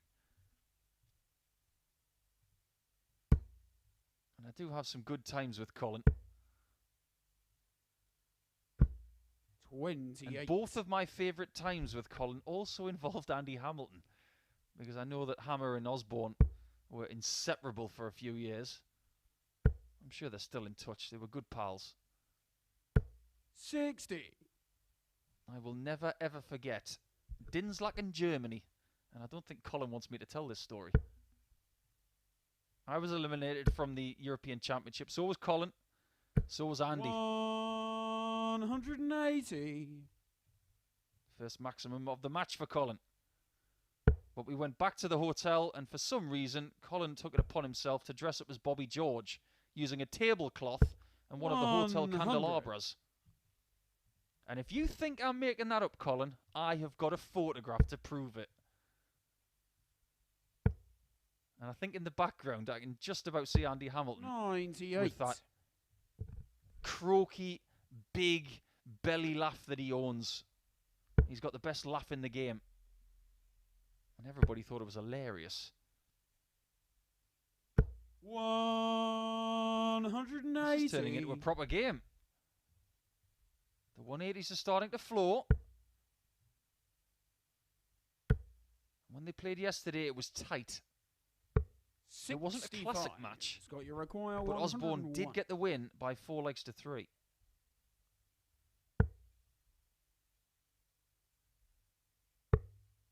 Ooh, he goes bull. Almost gets the leg, and Osborne could strike here against the throw once again. He can be aggressive with this. Very aggressive. 120. Just misses out on a third consecutive break in this match. Double 16. Game shown the third. 2-1 Marsh. After losing his throw in leg 1, he has responded very well indeed.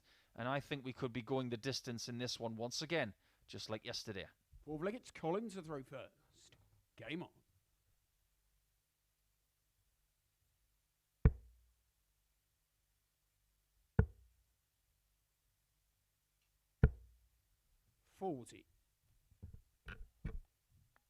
One of the other times that I spent with Colin, back in 2010, 140. in a place in the Netherlands called Haarlem. Spelt a little bit differently to the suburb of New York City. It's got 2 A's. We had a couple of Players' Championships over in the Netherlands, and we decided to celebrate a birthday. I'm not ashamed to say that it was one of the times where I didn't spend a great deal of time sleeping, because I was too busy having fun. And I look back on those times and regret them, because there are times when you should just go to sleep and do your job. 60. But we used to have a little bit of a rule amongst my friends and I, that a couple of times a year we would just let our hair down and get rid of the pressure of the game. Well, one of those nights was with Andy Hamilton and Colin Osborne. 60. It was a lot of fun.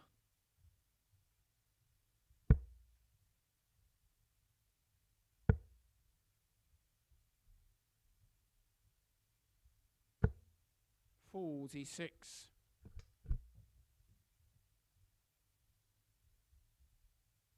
I wonder how Osborne's feeling this morning with the appointment of Chris Wilder at Middlesbrough.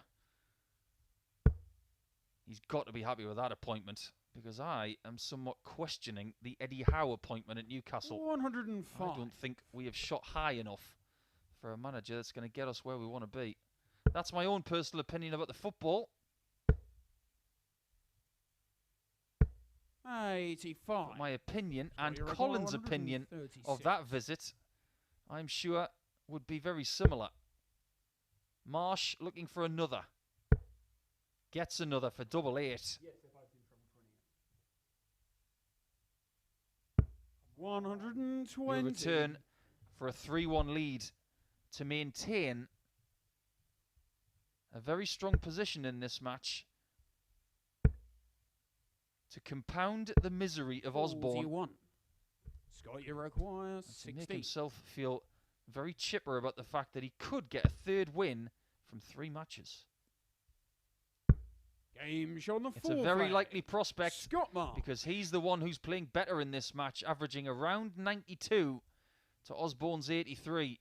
The challenge in Group A for Osborne and for Burnett is starting to wilt. Throw first. Game on. But the Marsh challenge may be just getting started.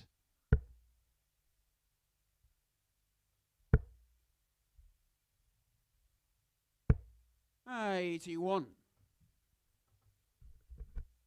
He'll be wondering, if only this group started today.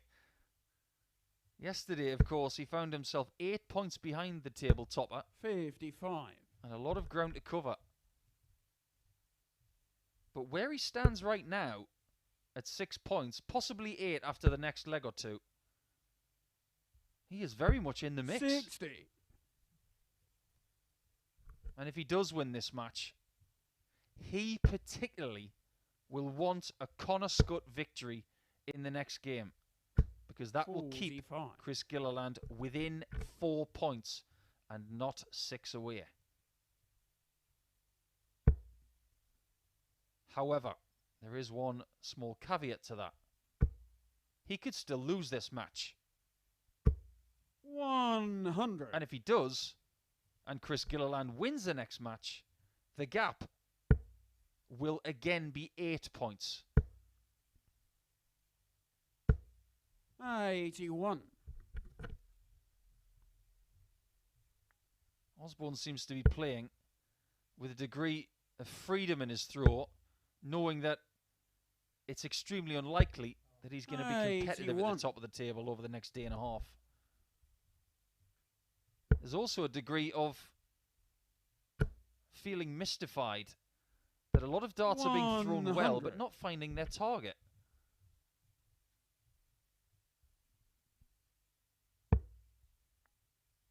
Two treble 20s would have left him on a double. 59. But he's only 100 ahead.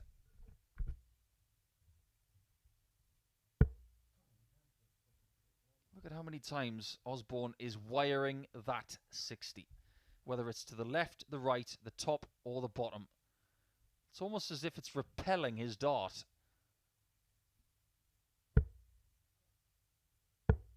65. Good switch. You require 100. Gets him to a finish. But you would fancy, based on form, that Marsh is going to have 6 from here.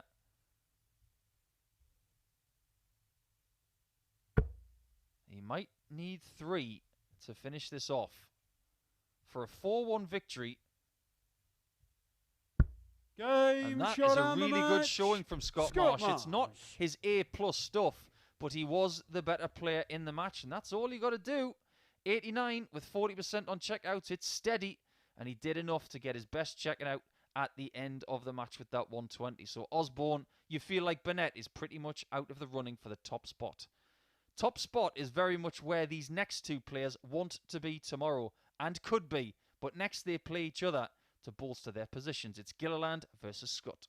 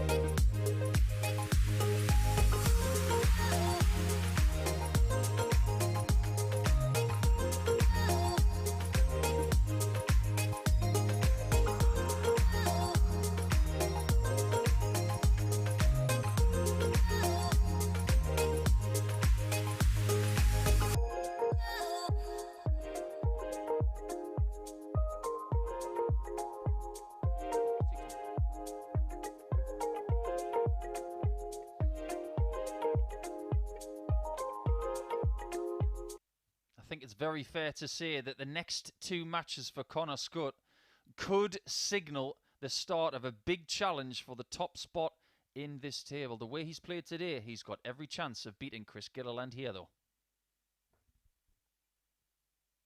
Chris still at the top, where he has been since the very first match he has played yesterday. For a brief period, he was second to Connor Scutt by one leg Connor to throw first. yesterday morning. Game on. But with these two going head to head, things are about to get very different at the top if Gilliland wins. 40. But the group will bunch up a little if Scutt wins. The ideal scenario for Chris is to win again like he did yesterday. It was 4-3, it was a good game, and it was an opportunity missed for Connor Scutt.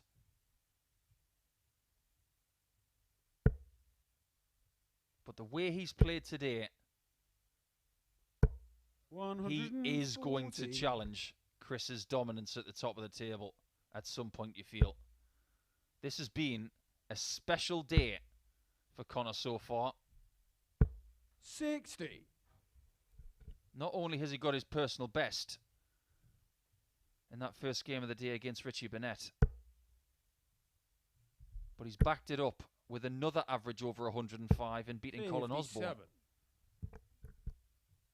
And that makes him only the second player the entire year here. And that is, of course, quite a few months now since we started, back in March. The only second player to have hit two consecutive 105 averages. The only other person to do it, Chaz Barstow. 94. He did it back in phase 4.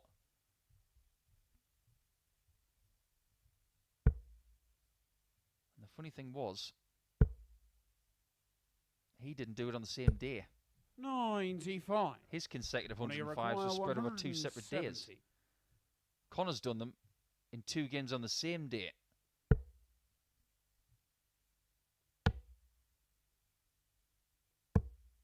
It's a decent approach, but Gilliland will be looking at bullseye here. He's not going to go 2 bulls for the 100 left. He doesn't need to. Tops. 85. And that has been his Achilles heel so far. Connor requires 74. The finishing has not been up to scratch so far today. It has been for Connor, who looks at tops. 34. Just narrowly misses out. Chris, you require on 40. holding an 18 darts. So the standard from earlier is not quite there yet. Game shown the He's going to have first to leg. answer a break of throw Chris because that's Gilliland. what Gilliland has in leg 1. So plan A was to get the break in leg 1. Plan A executed well. Second leg, it's Chris to throw first. Game on.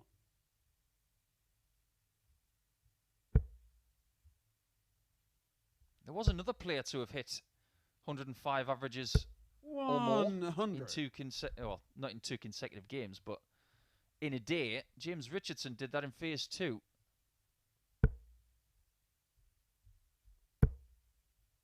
But not many players have averaged over 110 here this year. 139. I assure you of that. Jason Askew, Kevin Burnett, Mike Warburton, Martin Adams. They're the only 3 that I can think of. 180.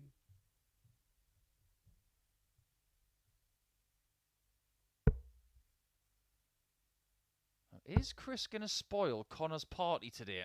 134. Now that Chris has got that break, all he's got to do is hold 3 times. I say that's all he has to do, but he looks much more proficient 105. in the scoring phase in this match than he has in his previous 2, where he's lost to Scott Marsh and just about got over the line against Richie Burnett in match number 5. 100. Chris, you require 160. Downstairs first. Awkward. Too awkward. 92. But he forces Only Scutt to take the 128. 128. Connor's in early trouble. Unless he hits it. Double 10. 180. Superb attempt. Chris, you require 24. But Gilliland looks like the kind of player who's not going to squander this position. Double 6. Game And he shown doesn't the second squander leg. it. He protects Chris his position really well and doubles down in legs in this match. And he's already halfway to victory. So look, it's Connor to throw first. Game on. We've just hit noon here in the UK. 123. So this is a duel at high noon. And Gilliland is already 2 up.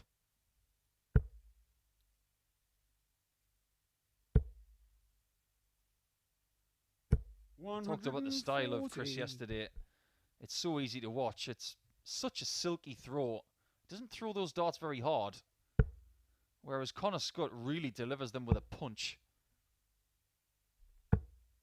58. Look at this glide of a dart through the air. So smooth on the extension. That is the kind of throw that I would ask anybody looking to get 100. better to mimic. It's beautiful. And when you're using small flights like he does, you have to have good technique. 100. You can't throw darts like this with bad technique. They won't go in the board right.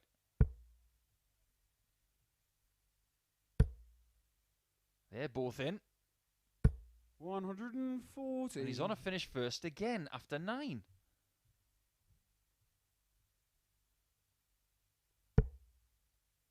Now, if Chris does win this match, I just paused there because that 180 could change this leg, 121. could change the match. But this is a chance for 3-0. Bullseye, it's huge. 96. And it misses to the glee of Connor Scutt, who couldn't watch.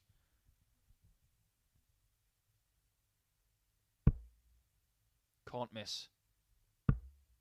Double 5. Does miss. 35. Chris, you require He hasn't made many 25. mistakes today. But that one could be enormous. Game And he's shown the 3-0 third down leg. to Chris Gilliland, Chris Gilliland. who really is the kind of player merciless in nature As soon as his opponent makes an error, he comes in and pinches the leg. And he's got 2 breaks now.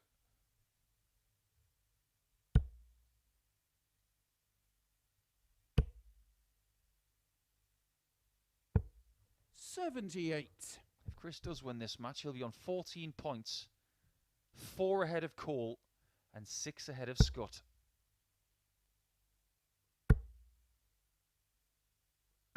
$100.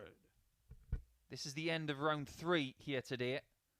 So everybody will have played 8 games of their 15 with 7 to go. Only 2 to go for the rest of today. And we will start with Marsh and Burnett in the next one.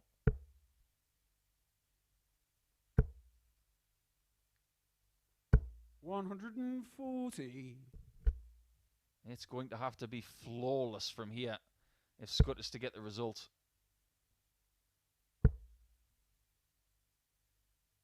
But this really is a good display from the Northern Irishman. Second 180 of the match.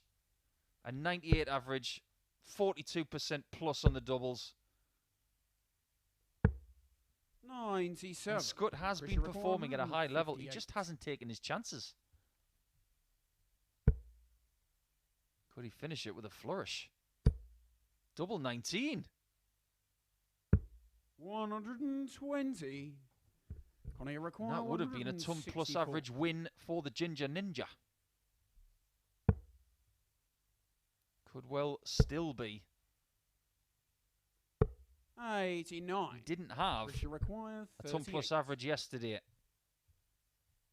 until the very last game. To get one a little bit earlier. Well, he's got the win by 4 legs to 0. And the biggest win of the group goes to the Northern Irishman.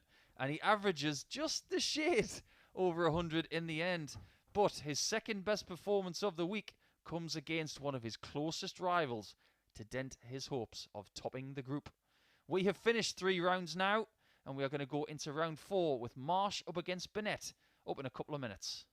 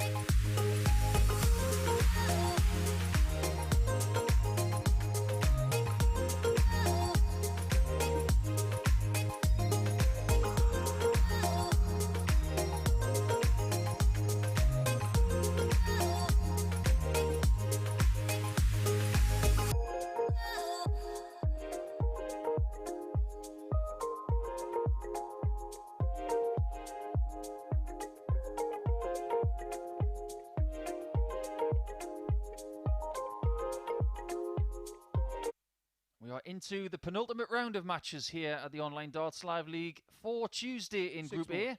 It's been an entertaining day so far with some ups and downs. When the ups have been very up, the downs have been very down. Where will we be in the next match? 4-point gap now for the Northern Irishman at the top of the table. And Jared Cole, who comes next against Connor Scutt. That will be an interesting duel. before we see Gilliland against Osborne in match number 12. But first, Marsh, trying to keep his challenge alive, really does need another win here against Richie Burnett. Burnett and Osborne at the foot of the table on 4 points are pretty much cut adrift. Okay, first leg, it's Scutt to throw first. Game on. This was one of the games yesterday that Richie Burnett strolled to a win by 4 legs to 1. Everything seemed so simple at that point. Averaging 93, 50% on doubles. Everything seemed swimmingly good. But after this game yesterday, things started to fall down, to break down. 65. But the pressure in this game is firmly on Scott Marsh, who has won all 3 of his games today. He's done brilliantly well. 6 points for the day, 3 wins from 3, like I said, and +8 in leg difference to almost extinguish all of the damage done by yesterday's play. The job is not done yet. I believe that he may need this win and a win against Colin Osborne in match 13 to remain in with a shout. And if he does get to 12 points at the end of the day, he's not going to be at the top. But he's going to be in a position that I feel you need to be in come Wednesday, within striking distance. But he still might need a favour from Osborne or Jared Cole just to peg Gilliland back a little bit extra.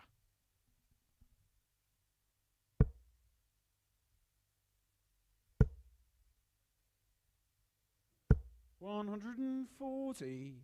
Scott, you're 108 for Scott. And he's looking south. 4 19s, or indeed 4 17s, to leave the double of your choosing. 34 leaves 74. 45. And that will puzzle him. Richie require 155. Colin Osborne had a shot at this a little bit earlier. Can Richie take it out? Double 19. 117. And he misses in exactly the same spot that Colin did a Scott, little bit earlier on 63. in today's action. That looks in to me. And there's the confirmation. Double 12. Game shot. Scott Marsh delivers 2 really accurate shots to take a 1-0 lead in this one, but not without that scare on the 155 checkout that Richie just missed on double 19. Richie to throw first. Game on. Just want to say a big thank you to James for getting in touch on social media with a lovely message talking about my commentary style. 55. Like I said, it's not for everybody, but if you like the stories, I'm just glad that you're entertained by our action here and my style.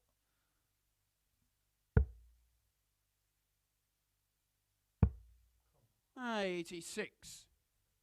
To all of our regular viewers, thank you for tuning in. We don't take any of you for granted. And we hope that you've enjoyed not just today's action, but all of our action in 2021. 100. All of this doesn't just get put together in a matter of minutes. This is all the work of our production crew who have worked tirelessly since the start of 2020. When the pandemic hit, we just wanted to give you something to watch. That product has evolved into what you see today. 140. And if you think for 1 second we're going to stop where we are, you're wrong.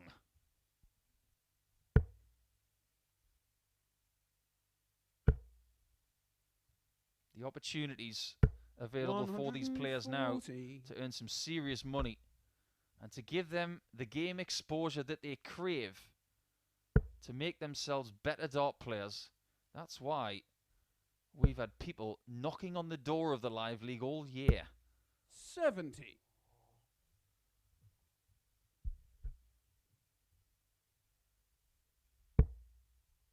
That one's a bit flat. Has to go down to the 19s, or indeed the bullseye. Well, he's got a get-out clause here, because single 20 or treble will leave him a finish. 85. Look how pinpoint that was. Richie require 136. That makes things a little bit easier for next time if given the opportunity. I said if.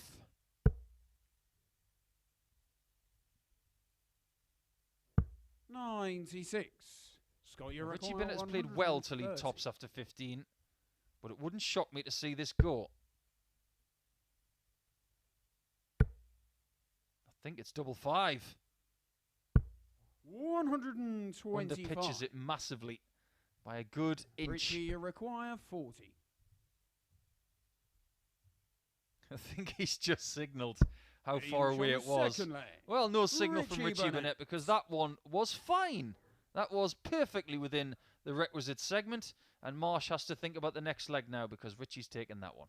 They'll get Scott to throw first. Game on.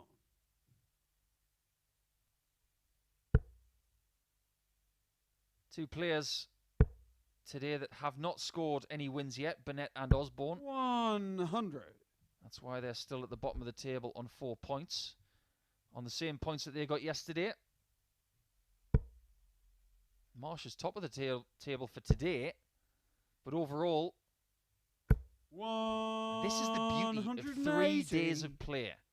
You can have a perfect day on a Tuesday, but if you had a bad Monday, it makes Wednesday very difficult.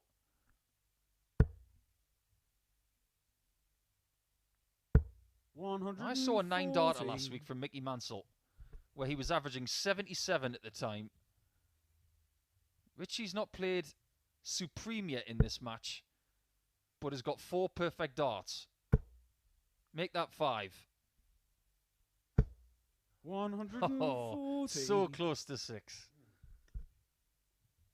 He's one of the players who has got a perfect leg here this year. Adams, Osborne, Burnett, and Richardson. 41. Oh, and Marsh gives it the slow walk. That doesn't fly with some players. They don't like that.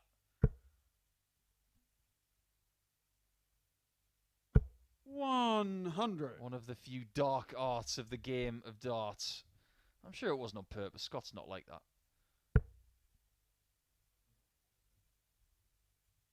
But he is one of the more deliberate players. If he delivers a bad dart like that, he's not going to stay. He's going to retreat and reset. I think that's 80. fine. I think he's a bit puzzled right now Richie, because his you darts are require going in at a funny 81. angle.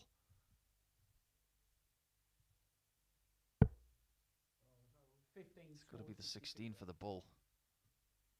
He's going to go for the treble 10. He's going to give Scott Marsh a chance here.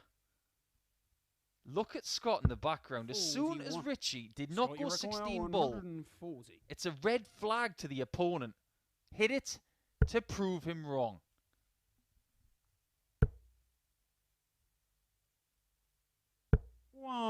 Good approach. And if Richie misses here, Richie Marsh will be in 40. for the lead. But this is a big, big chance to break.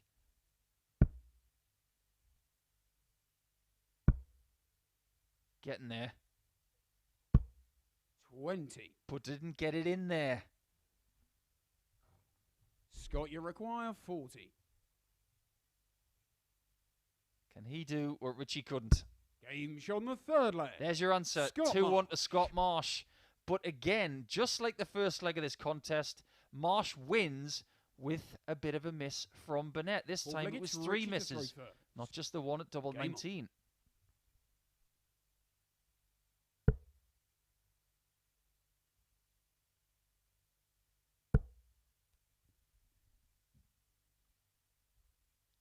Well, even Richie, who loves to stay on the 60, has to switch there. It would have made no sense to stay on the treble 20 with those two blockers. The end of this match will signal 2/3 of our action completed for the day. Better hold on to your hat the next game because that one's going to be fast. Scutt against Cole. 140. You could classify that next match as a bit of a rivalry game, I suppose. Both in their early 20s. Both from a county surrounding London. 83. But we'll get to that when the time comes.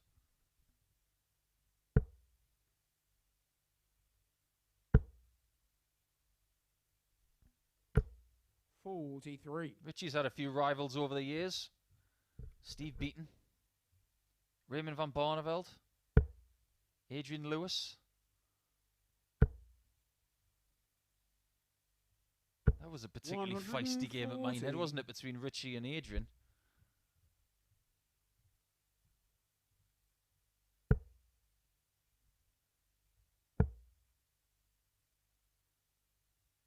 As someone who's had a couple of battles with Adrian on stage, I can say that he doesn't back down.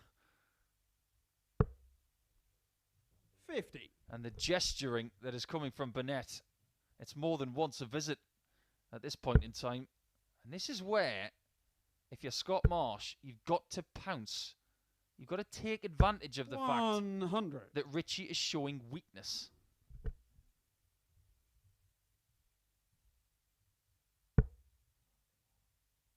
He's growing increasingly 82. bemused with what's going on. Scott, you require 81. But it's Marsh who has 81 for a break of throw. If he gets this, 3-1 up and serving for the match to win by 4 legs to 1. Bullseye. 56. Casts a shadow over it. And for a second, he thought it was good. Richie require 89. Is this one good? Is it 5s or bull? It's 5s. 84. Underpitched. Very similar to the dart we saw from Scott Marsh a couple of legs ago. 25.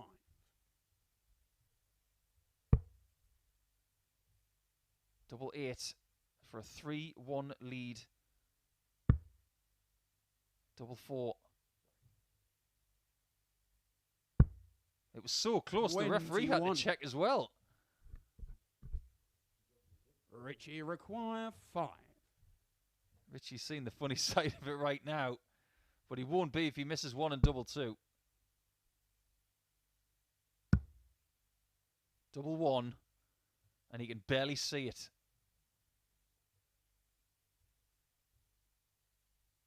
Somebody get him a cherry picker. 3.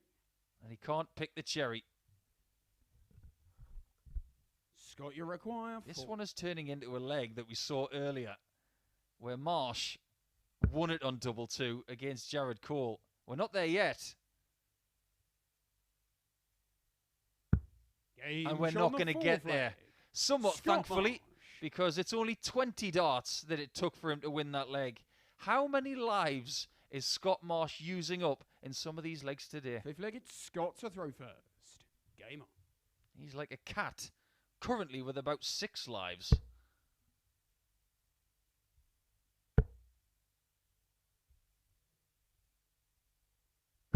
$140. I've been asked by a few people over the last 24 hours as to who I think will win this week. I, funnily enough, don't think the winner of this week will come from this group. 100. I've got a sneaky suspicion that the winner of this group, or this week, will come from Group B. So that narrows it down to Ryan Finesse, 26. Martin Thomas and Chaz Barstow. I think Barstow's going to win on Saturday night. That's my pick. Because he's been shouldering a lot of pressure over the last 2 or 3 months. 60. And now that that pressure is done, I think we'll see the free-flowing brilliance of Chaz Barstow come Thursday, Friday and Saturday. What I'm referring to is the fact that Chaz was 121. holding on to a World Championship position to play there for the very first time. And now that he's got it, he can play with freedom, with that to look forward to. 97. 6 darts minimum from 2-1-4 for Scott Marsh to beat Richie Burnett and to avenge the 4-1 loss from yesterday in match 6. 100. And it will further the cause of Marsh and get him to 10 points ahead of Connor Scutt in the table before he plays Jared Cole after this. Perfectly timed maximum though Scott, you're from Richie Burnett, who gets his second of the game.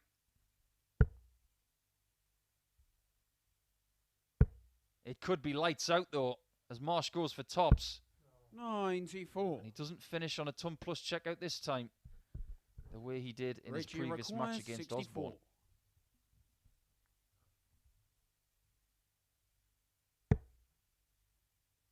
$16 for tops.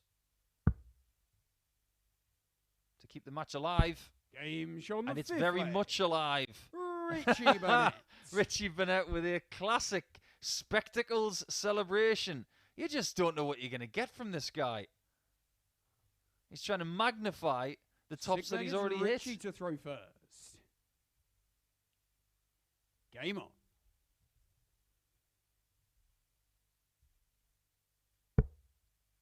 There are a few players within the world of darts where you have to have ultimate patience. 100. You've almost got to be blind to what Richie is doing. He's not going to change, and you shouldn't ask him to change. But you've got to have a solid, 100. granite-like focus against him. And if you don't, you will lose.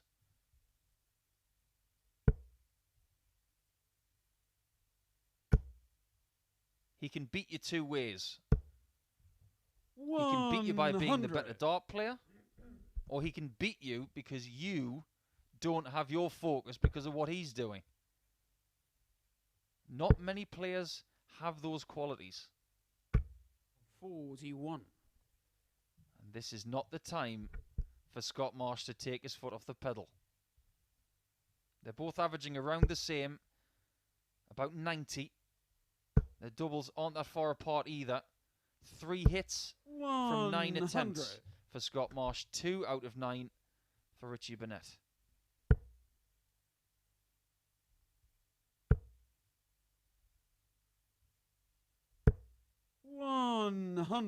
Just get the feeling that Marsh wants this game over with. He just wants to get over the line, get a breather, and then think about playing Connor Scutt in match 13. But it doesn't work that way. You've got to work hard all the way to the end.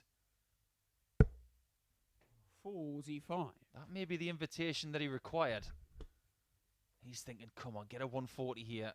And I could finish the match with a 120 again, just like I did against Osborne. 100. Get to 160. Richie require 156. And they're both gesturing now. They're having a gesture off. Oh, look at these 2 pure darts for double 18. 138. If Marsh gets the 2 treble 20s, he'll have a match start at tops. Wrong treble. 26. Richie require 18. Didn't even think about splitting it. Double 4. Game And we're going all the way. But only just. I've lost count of the amount of times that Richie Burnett, when I've been in this seat, I've seen him hit the bottom 10% of that double 4. 7th and final leg, it's Scott to throw first. Game on. It's all well and good when you hit the double 4 in the bottom 10%. But it's so close to that double 13, which would have bust the entire score. And given Scott a shot at 134 to win the match. This is the first time today that we've gone the distance.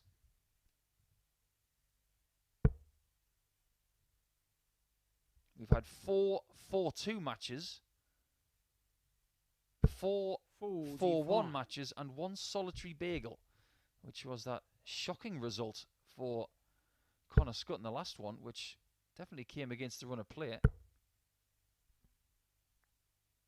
But match number 10 has given us a last leg shootout. So far, advantage the man who has the darts. Not for long. You can't leave a finish from 3-4-3, but you can put a big dent in it. 60. I don't think that's a big enough dent. And Richie's going to fancy his chances from here. Just imagine if he can find his third 180 of the contest. Just how chipper he would be.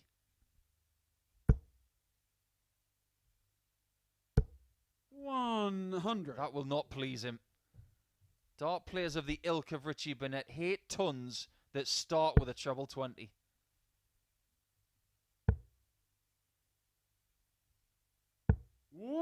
Great visit, don't get me wrong. But it's somewhat unconventional these days for someone like Scutt to start on 20s on 283. A lot of people these days like the 19s to start, because if you get the 133, you leave 150, which is 257s for double 18. You're maintaining the same target all the time. But he does get to a finish, and Richie is struggling to get there. 76. Got your does get there eventually. 49.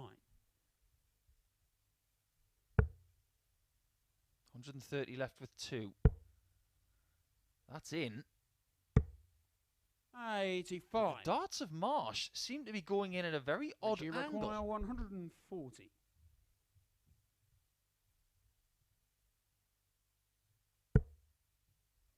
Got to leave tops here. 20 scored, yeah. Whatever happens, he's going to need one more mistake. 100 from Scott Marsh. Scott, you requires 64 to get his 8th point of the day.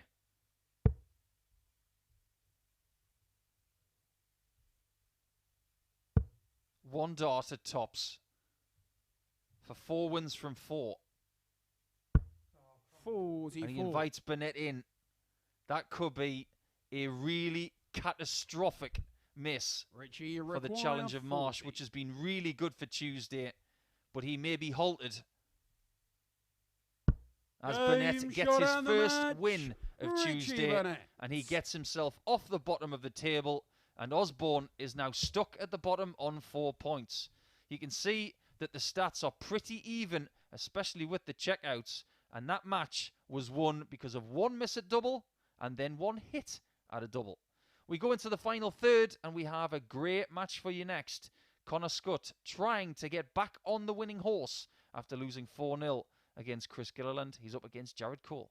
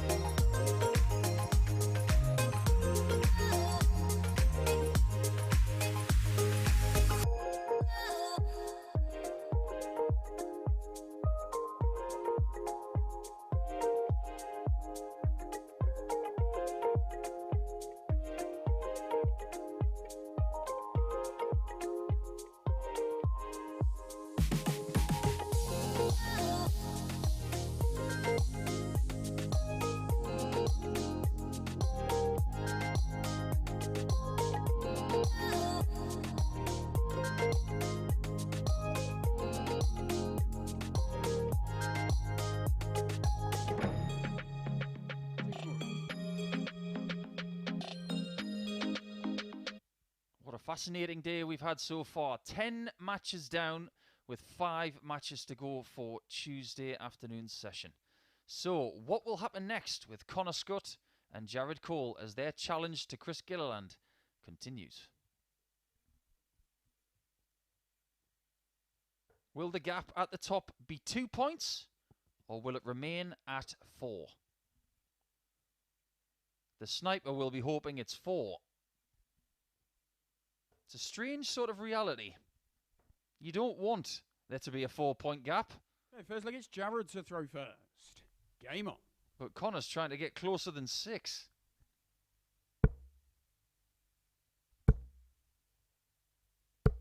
45. There's going to be a real pace about this game. But Connor will be hoping that the game is not over in 4 legs at his expense. 96. After averaging for the day in his first 2 games at around about 108. 140. That defeat to Chris Gilliland by 4 legs to 0 really came as a shock. Now, don't get me wrong, Connor did not play poorly. 98 averages are not poor. 58. But Chris did get enough chances at double, and he took enough chances. And I think it was a flattering result. 137. It really does help his position, though. And what he wants right now is that 4-point gap to remain. We are at the stage of this group where we want to know what win is good for which players. 95. Now, a win in this match by Jared Cole is good for him, and him alone. It will be bad for Connor and bad for Gilliland. But a win for Scutt gets him in with a challenge. 84. And it keeps that 4-point gap for Chris. Double 12. 78. Connor, you require 120. Not only will Jared Cole hate that, he will hate what's about to happen next, potentially.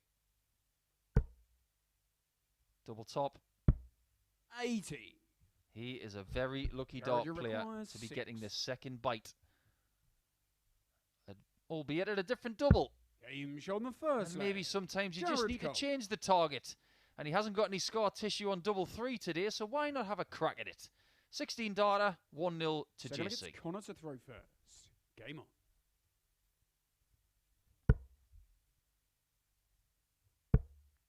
This is the time of year where professionals know exactly how they stand. Are they in the Players' Championship finals at Minehead? Are they in the World Championship at Ali Pali? If they're not, they know 96. that they have 1 chance left. The World Championship qualifier at the end of November.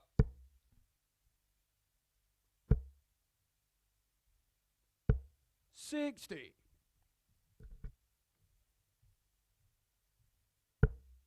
And then if some of those players don't get through that, it's Q School for them. 58. And these 2, without a doubt, will be going to Q School in January. For me, Scutt will go in as one of the favourites. Not to heap any more pressure on him than he already has. 100. I think it's just a fact.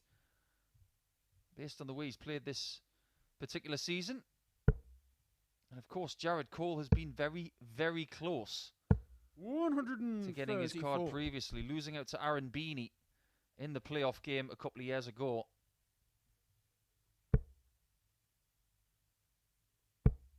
Looks like Aaron's time as a professional 100 is coming to an end for now. But coming off the tour into Q School has its rewards. 139. They go straight to the final stage of Q School, whereas players like Connor and Jared, they would have to go through 2 stages. 85. And experiences like Jared this will aid their cause because they will have good engines, practiced arms, tops for a 2-0 lead. 54. Connor, you require 99. There's only one thing to say when you've got 99. Put a flake in it.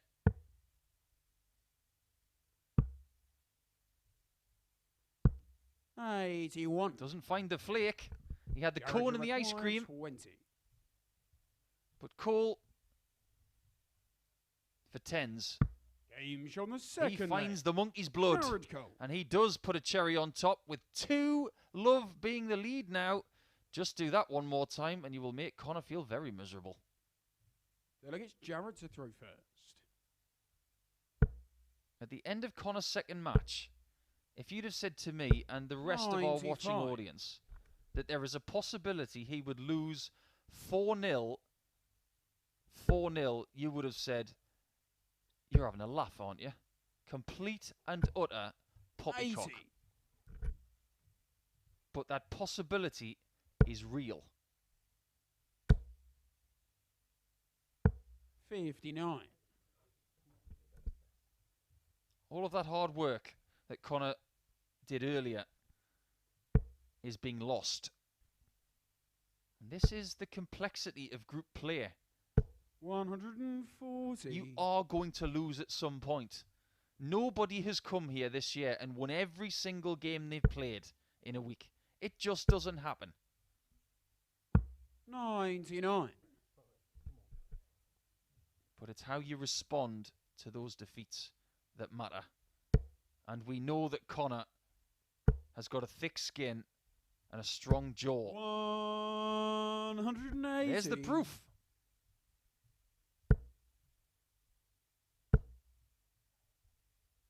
Stay there on the angle and it should go in. 100. Just didn't give it enough I air. require 101.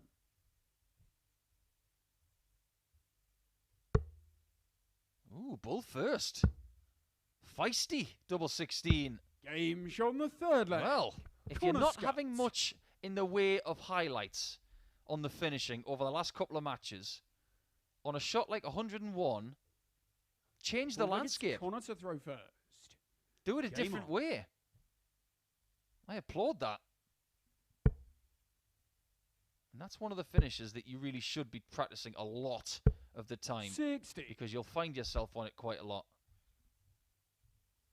Yesterday, I mentioned about checkouts like 3, 5, 7, 11, 13. 180. That's one drill. But the one you need to focus on the most, between 60 and 130. That's the range that needs the most attention. 140.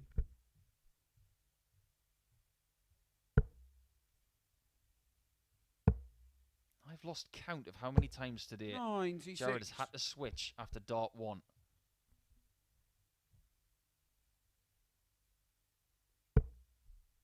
He's switched really well so far. He's got 4 points for the day. 123. He's got the same amount of points that Connor has for the day.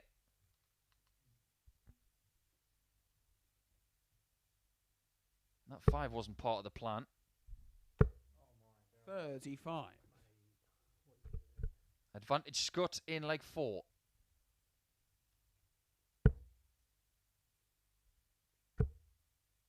Got to go 18s here. 58. That was a wicked deflection on dart number 2. And that offers Jared maybe one more chance to win this leg and take a 3-1 lead. 134. Connie require Again, 120. the switch is impeccable.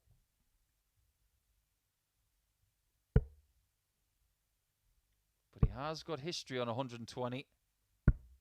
80. He's missed one today. He's hit one yesterday. Require 56. He could be in a spot of bother.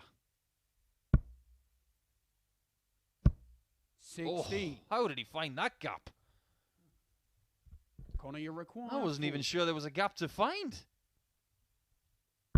Game shot on the fourth leg. But Connor does find Connor double top, Scutt. and we are level at 2-2 in this one. It's a very intriguing game. What did we expect? It's 2-2, best of 3 Leg, from it's here. Jared to Let's throw go. first. Game on.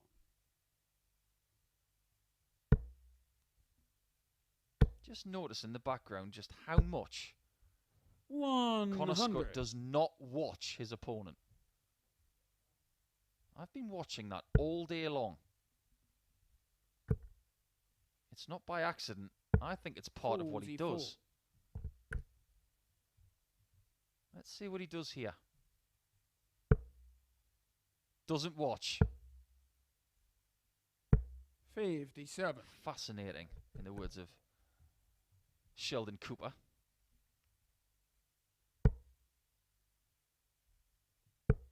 That's what commentators do.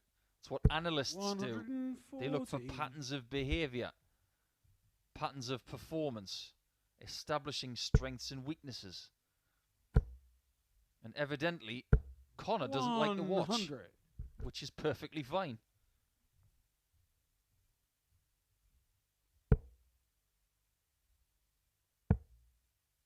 Here's the thing about not watching. 130. You can't affect what Jared does, so why bother trying to watch what he does?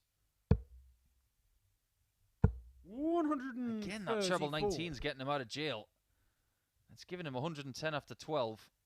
And if it wasn't for that treble 19, he'd be in real trouble in this match. 134. Treble 19's got a black eye now. Another switch. And that one's effective. 110 out and 3-2 Jared Cole. A great shot to give him the lead and the chance to win it over the course of one of the next two legs. It's Connor to throw first. Game on.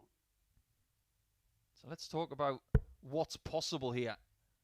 Cole could now open up a 4-point gap between him and Scutt if he wins this leg or the next.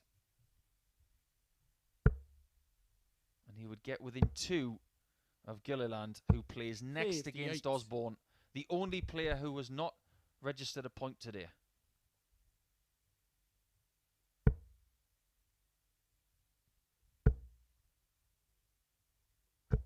$95.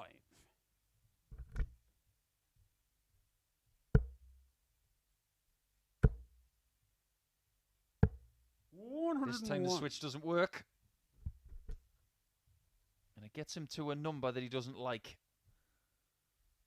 In this sort of range, in the 340s, you need to know what leaves a finish and what doesn't. 340 does. 60. 341 does. 344, 347, and 350 all can be finding a finish if you hit a big score. But 342 is not one of those numbers. We didn't used to think about that 10, 15 years ago. But now we do. 58. Because you want to know when you're 6 darts away from winning the leg or 2 visits. 58. Talked about 283 in the last game, where you can concentrate your target on the 19s. But every player in this building today 56. would expect to take 184 in 6. It's a little bit different when you've got a bit of pressure on you to win a match. But that treble 19 comes up trumps once again. Will Scutt take the 136 to take us all the way for the second match in succession?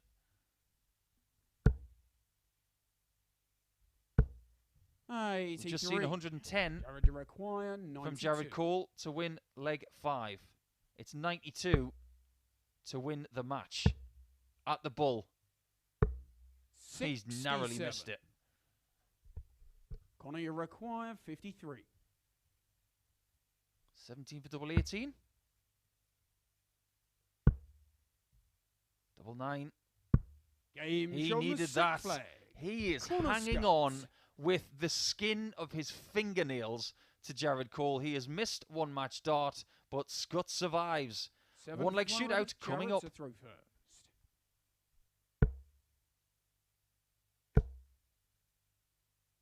100. Boy, is this a big leg. They've only got 6 matches left in this group after this leg, which is 12 points. 140. Now, if Connor Scutt loses this leg, he can only get to 20 points if he wins all 6. 91. If Cole wins, he can still get to 24, which is a point he has got to in Group A before.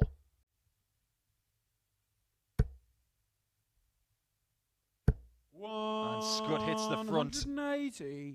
What a masterful scoring performance in the first 6 here against the Cole throw. 100. Oh, he comes up short on dart 3. The 60 there would have left 170.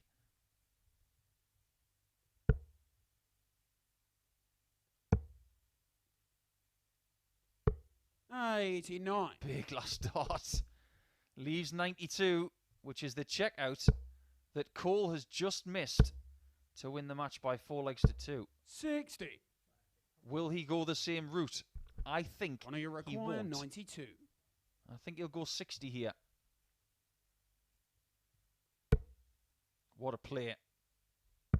And what a player. Shot down the match. 11 darter to Connor break Scutt. in the last leg. And that really does throw the cat amongst the pigeons when it comes to this table. A perfectly executed 92, showing Jared Cole exactly how to do that. If he'd have done it, he would have won the match by 2 straight legs. But 97.14, again, he's averaging high. And I think he's maintaining an average of 100 for the day. But he's up to 10 points in the table with Jared Cole. It's now up to Chris Gilliland when he plays next against Osborne to try and widen that gap to 6.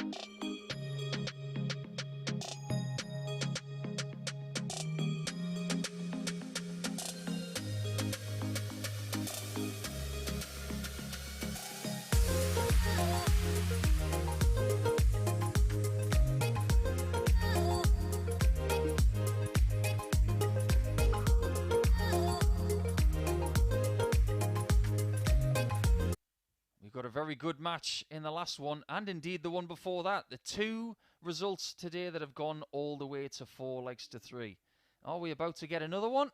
Well, Osborne is going to have to play better than he has a little bit earlier today, if that's the case.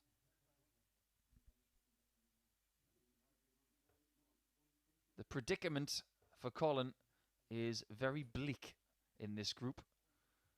But he looks like a man who's got no pressure on him, and I think that's the right attitude to have. But you can see that Gilliland has just been given the result he wanted. He wanted Connor Scutt to win that match. Because now, if Chris wins this one, he will bring up a 6-point gap with 6 matches to play for everyone. First leg, it's Colin to throw first. Game on. That's not to say that his job is anywhere close to being done. 100. Just makes the margin of error a little bit wider.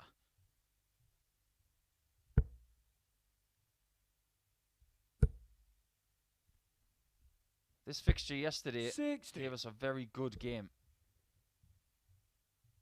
Gilliland winning by 4 legs to 2. Average of over 97, 44% on the doubles. 100. Funnily enough, a very similar performance to what we've just seen from Connor.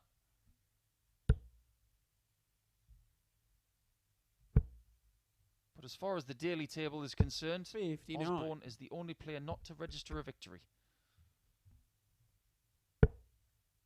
He understands the complexities of live league play. He knows that being in Group A 140. gives you the second opportunity later in the week. If Group A doesn't go your way, just chalk it down to not getting the results that you maybe deserved, 100. or the results Colin, that you require couldn't 161. get for yourself.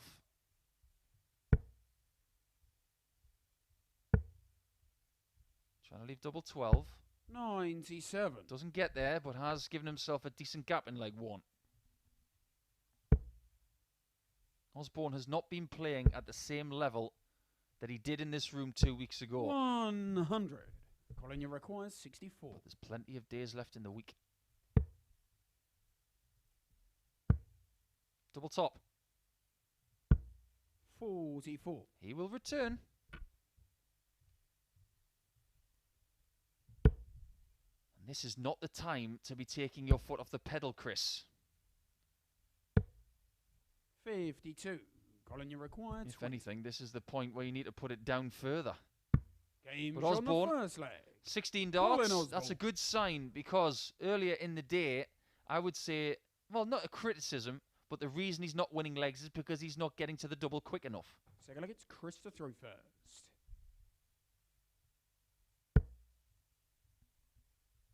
That's not something I've been levelling at Chris Gilliland much. 81. His scoring ability over the last couple of days has been brilliant. 2 ton plus checkouts. Not checkouts, 2 ton plus averages.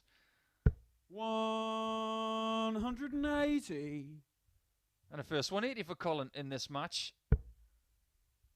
100.2 in beating Connor Scutt by 4 legs to 0. And of course that 109 plus yesterday, 180. which was a personal best for him against Scott Marsh. 109.81 in fact. Which makes 2 45. personal bests that we've had this week. The other one coming from Scutt earlier with that 111.04.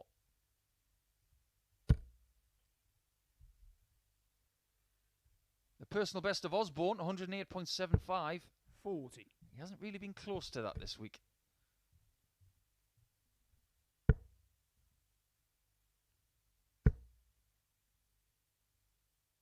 He just fancied he was going to leave 136 there.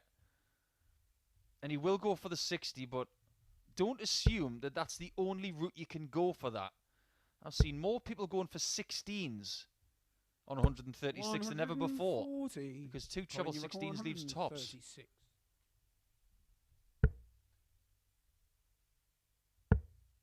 It's all about what you prefer and whether you like the position of the treble on the board. 28. How is Chris going to fancy this 60? requires He 60. should. Because even after the single, the double is not going to have anything in its way. 40. Colin, you Where does require Osborne go for 108? 108? So many options. Option 1. Door number 1. 88. Chance Richie gone. require 20. Double Game's 10 on the right in the second middle. leg. And Chris Gilliland does Gilliland. level at 1 leg all. Not after a small scare though. You fancy that Osborne was going to take the 2-0 lead, but not meant to be. Third leg, it's Colin to throw first. Game on.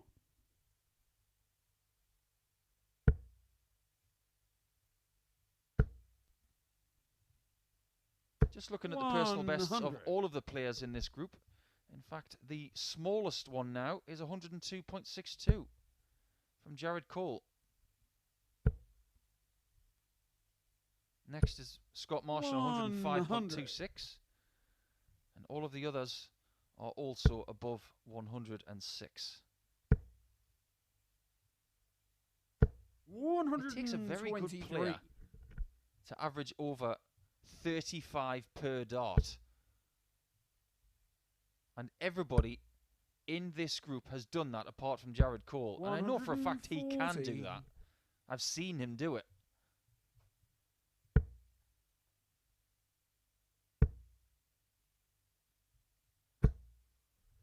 $60. And we know for a fact that some of the players coming up later in the week can as well. You might not know a great deal about Kurt Parry when he comes on Thursday morning with 45. Adam Smith, Neil and Scott Walters, but believe me, he might be a bit edgy at the start, but if he gets going, He is very good.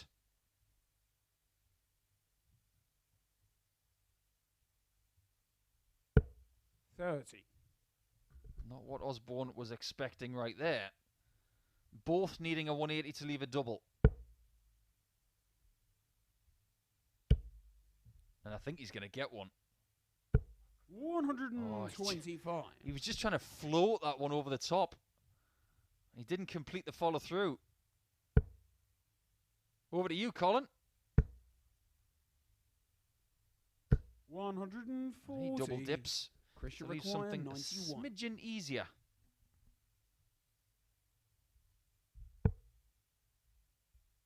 Treble 14.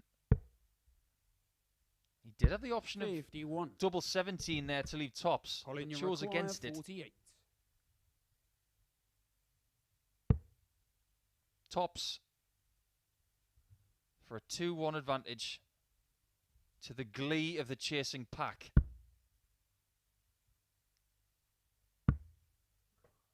They don't get what they were looking for. Pressure require And 40. neither does Colin. Oh, that's awkward. Has to go to the right. Now where does he go? It's got to be left. No score. He can't believe it, neither can I. Colin, you require 10. 2 5s. Just about gets the single one. 6. I Pressure don't think require there's a great 40. deal of adrenaline pumping through the veins of the wizard today. There's plenty going through the veins of Chris Gilliland. Game on the He third takes a leg. 2-1 lead. Chris Gilliland. He will wonder how he got a break of throw there, but when things like that present themselves, you've got to take them. Fourth leg, it's Chris to throw first. Game on.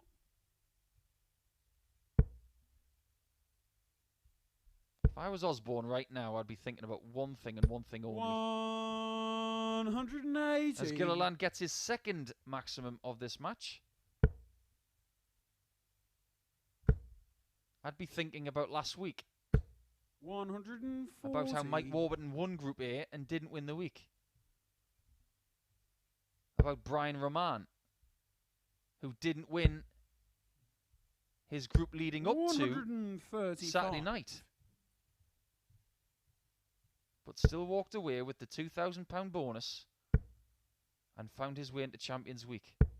40. Osborne will forget about Group A and everything else as long as he gets into Champions Week. 130. Special leg from Gilliland here, leaving 56 after 9. Can Osborne get to 141? 140. Christian require 56. Tops again. Plenty of practice up here. Game And he shot finds the fourth double leg. 10 in Chris the Gilliland. exact puncture wound that he found the last time he was there. When a dart goes into the size, it leaves a small hole for a few seconds. He's just found the same one. Fifth leg, it's Colin to throw first. Game on. Incredible accuracy from the Northern Irishman. 140. Just more proof that Northern Irish darts right now, doesn't matter where you look, it's healthy.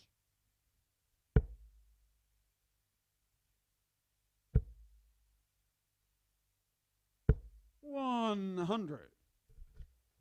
Just to reiterate what I was saying yesterday about Mickey Mansell going through surgery this week on a troublesome problem. All the very best to Mickey 43. and a swift recovery. The amount of darts being played these days, seen more 61. dart players under the knife than ever before. I've gone through 2 operations this year, nothing to do with darts. Jamie Hughes has had surgery this year. 100. We've seen Jelle Klaassen go through tendonitis surgery on his right wrist. And now Mickey Mansell's going onto the operating table. 55. .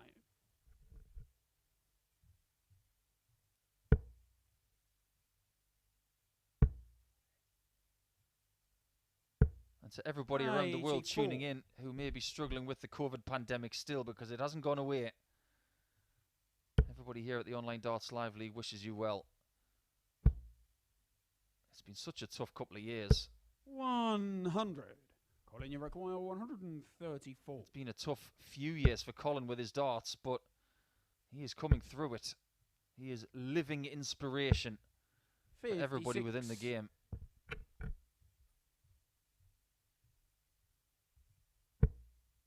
Just imagine if Gilliland can find 185 and the win by 4 legs to 1, he would get to 16 points. And his leg difference would swell even more 78. to plus 16. It does depend on what Colin does here. Tops hasn't been that kind to him. 58. And it isn't again. Chris, you require 40. In fact, it could be cruel, because Gilliland could finish him on that double, and has. That is bad news for the chasing pack, because we now have a 6-point gap. It's a typically steady display from the Northern Irishman with a 90 average and 36% on his checkouts. Just better than his opponent once again. But 6 points at the top, and the leg difference, he is vastly in front of everybody else. We'll take a look at the table when we return, but when we come back, it's the final round of matches for Tuesday.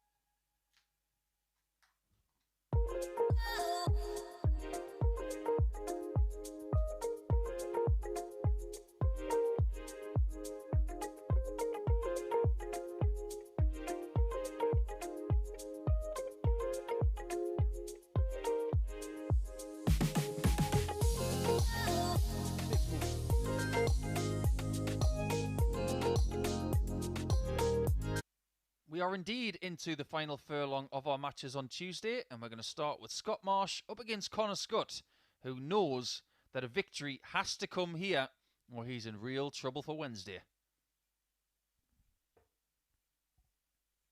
There you see that 6-point gap.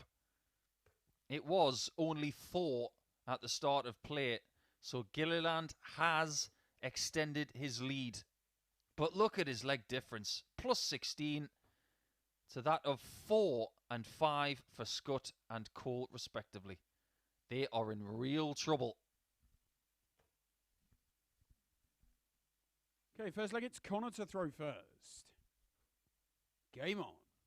Let's talk about the fact that Scott Marsh has dragged himself into the race here today. But it was a valuable loss in his last match against Richie Burnett. 140. If he can find one more victory to get to 10 points, he really does need Jared Cole to do him a favour. 171. When he plays Chris Gilliland in match 15. But it's a great start from Scott with a 171.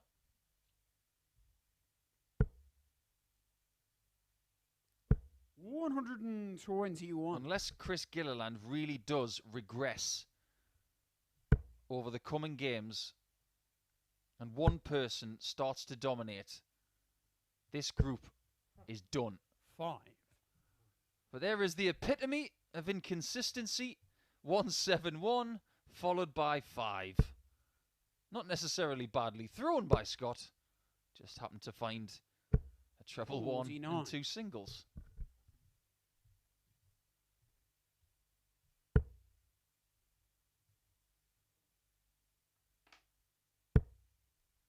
Let's have a little look to see how these players have done for the day. 41. Well, Connor Scutt obviously is averaging brilliantly. Averaging 102.9 for the day with the most maximums of anybody. He's got 7 of them. 40% exactly on his doubles. It's been a 135. world-class day from Connor. He's picked up 6 points out of a possible 8, but that one loss to Gilliland 140. could be so costly. Connor, you require 56. He's also got the biggest checkout of 127. Game And he's got a 56 checkout to start this one off. So he can send a message to the other chasers and, of course, to Gilliland at the top if he gets himself a big victory here, which is very much needed. Game on. As for Scott Marsh, he's also picked up 6 points today from a possible 8. 58. He has not averaged over 100. In fact, he's only averaged 84. But he has had 4 ton-plus checkouts.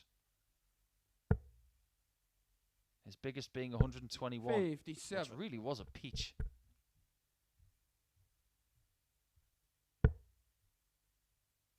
Overall, though, he's only got 25% on his doubles. And that is pretty much to do with that game against Jared Cole, where they missed an incredible amount of doubles in the end. So it's a somewhat misleading stat because one leg has obliterated that entire statistic. 140. He's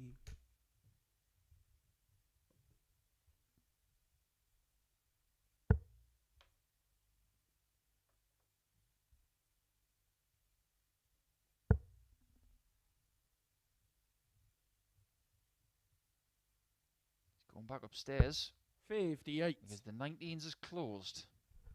And he knows all about 19s being closed, being a soft tip player, soft tip expert. Tell you what, if they ever had a televised cricket tournament in darts, because if you aren't aware, cricket is a game within steel tip and soft tip darts, predominantly soft tip. One person you might want on your team is Scott Marsh. He's very good at it.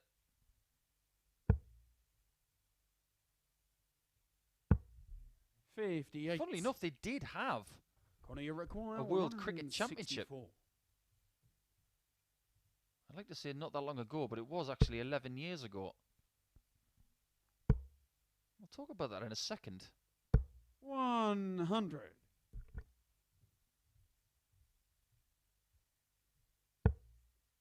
Needs them all. 4 down. 95. Only gets 5 to leave 92, which of course Connor Scutt hit Connor, you requires to 64. win his last match against Jared Cole. But he needs double 8. 56. And misses double 4 to give Scott the opportunity. Scott, you require 92. He's going to go the bull route. 17.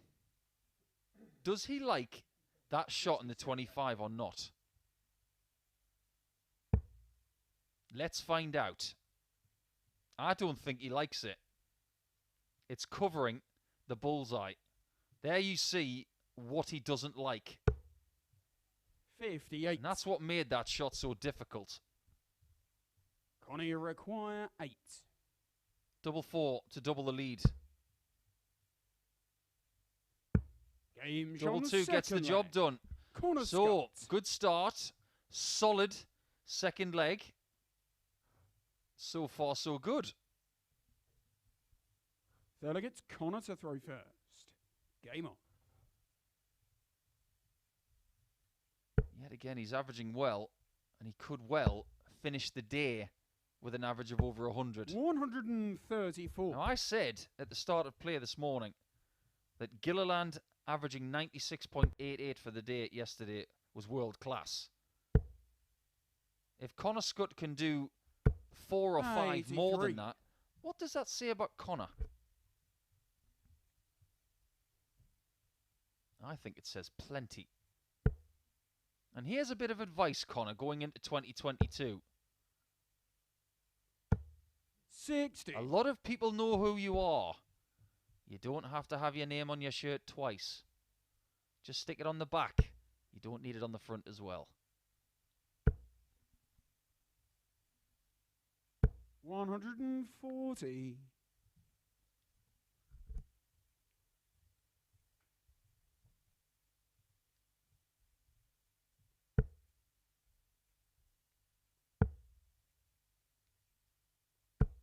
When 87. he revisits that 60 after blocking it, he's one of the best players I've seen this year doing that.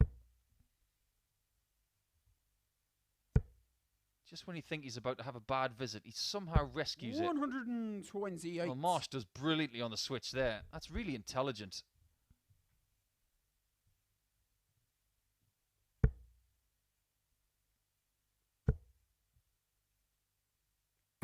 If you offered Connor the same result 150. that he got against Scott yesterday, he would have your hand off. It was 4 legs to 1. It could still be that same result, or better. 56. His predicament, not just in points, but in leg difference, is not good. 20 for tops. Game It's shown the beautiful. third leg. And it's not the Colin first Scutt. 120 checkout he has hit this week as well, because when he beat his last opponent yesterday, it was that checkout to win by 4 legs to 0. I was just double checking that. I'm sure it was 4-0, and it was. That was when he got the 101.9 average against 60. Richie Burnett.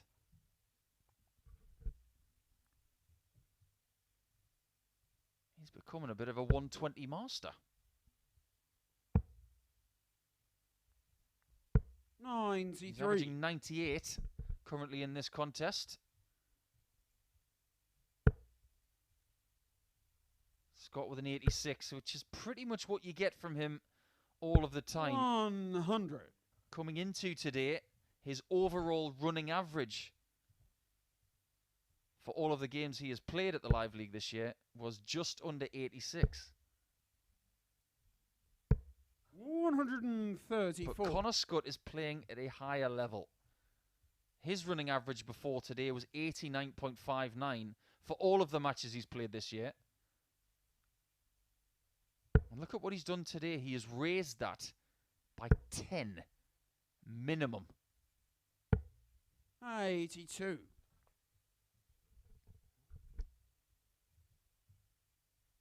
if he does get the 4-0 win, his leg difference would go to +8. 100. His points would go to 12.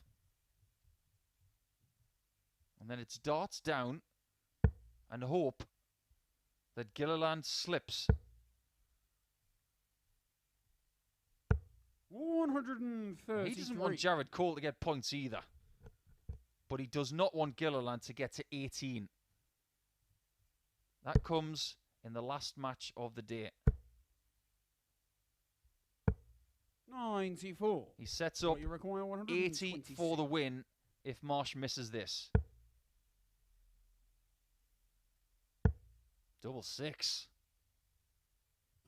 Game Supreme shown the ton leg. plus checkout Scott Marsh. from Scott Marsh to make sure that he's not bageled in this match. And you sense he needed that, because I don't think Connor was going to miss that 80. Connor to throw first. Game on.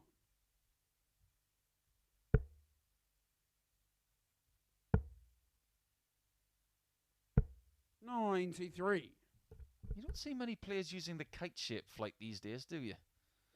Connor's got the moulded kite-shaped flight, and both of them are playing with the kite shape in this game. 60.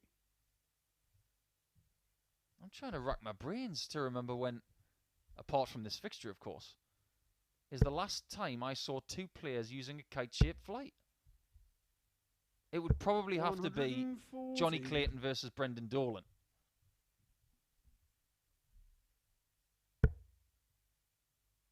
Because they're the 2 most prevalent dart players with the kite-shaped flight these days. It used to be Mark Walsh He was the talisman of the kite shape.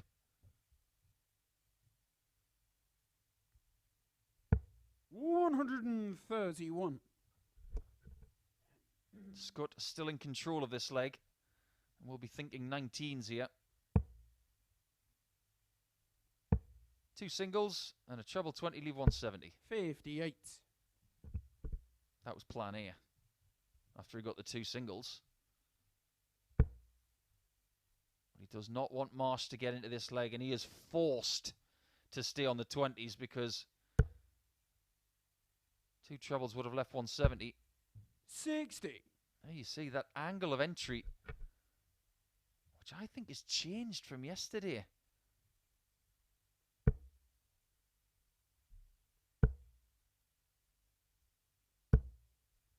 Steady ton. And Marsh really needs a 140 here to get on level terms. If not, he could be saying goodbye to Tuesday.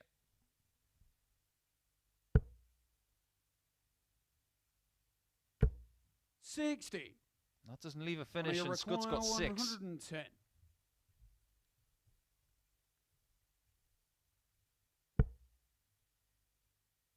Single 18 leaves double 16 to finish his campaign. 78. On a ton plus checkout once again today, but it's not meant to be.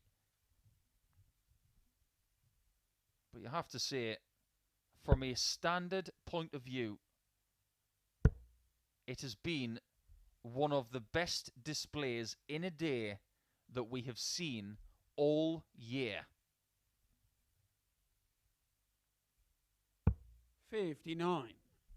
Ultra consistent and only 32. one hiccup, albeit a very big one. Game as shot he gets and his the 8th point of the day, Scutt. and he now lays down the gauntlet to Jared Cole and Chris Gilliland, who will have a lead going into tomorrow's play, but how big will it be? It's another brilliant display from Scutt, 98.31 and 44% on the checkouts.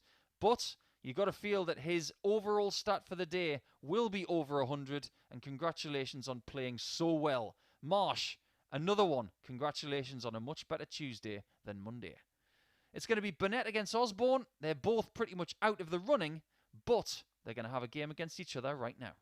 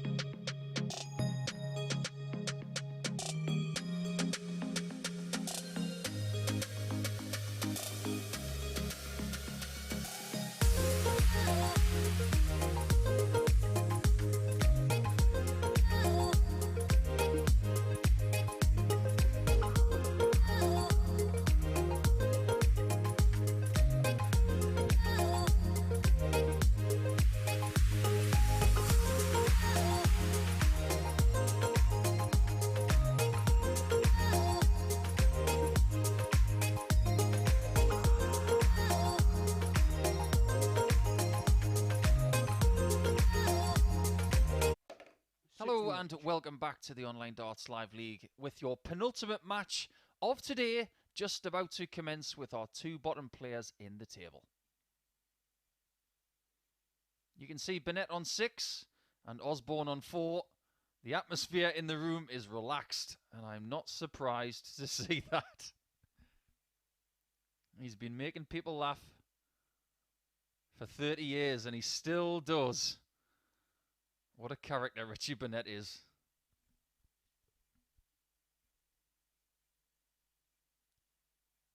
We do have an incredible stat for you coming in. We'll wait for the start of this one because Gilliland, if he wins the next match, it's Richie to throw first. Game on. He will mathematically eliminate Burnett and Osborne. He would be more than 10 points away 100 from these two, with only 10 points up for grabs tomorrow. 85. Osborne for the day, 4 maximums, an average of 83.49, so not his best day, and no wins to fluff his confidence at all. 97. The big problem for him is that when he has eventually got to a double, he's not found a great deal of them. 19% on his finishing today, so there's lots of things to fix for later in the week. As far as Richie's concerned, slightly better, 91 average for the day. But he, like Osborne, not picking up much in the way of points. Only 2 points for him. 100. Like Osborne, 4 maximums. So he, in my opinion, has underperformed in maximums this week so far, only banking 7 of them. I've seen him do a Group A with 25 maximums before. So he's well behind the 8 ball there. But what I can tell you, which is very impressive if you're a fan of Connor Scutt, is that he has just broken a record. 44. Richie require 83. We'll talk about that in the next leg. I'm going to let you stew a little bit and wonder what it is.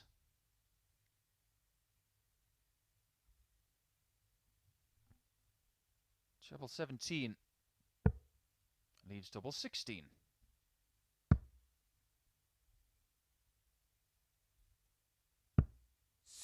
Not for the first time today, he has failed on double 8. That corner of the board has been causing a lot of problems for Richie Burnett today. 80. Oh, and that's just a sign of the kind of day he's had. Even Richie the darts don't want to take 16. his dart. The dartboard doesn't want to take his darts in. Game shown the first All of leg. the momentum taken, Richie Burnett. but not on that one, as Richie Burnett does take the first leg on double 8 in this relaxed natured game. I just wonder who's going to win this one. Game on. Can we find some of the vintage Osborne that we've seen over the last few weeks? But yes, Connor Scutt has broken a record. 60. Back in phase 2, James Richardson established a daily average record of 101.74. That has now been broken. 140. Connor Scutt's average for the day today, 102.02. So that is now a live league record. 100.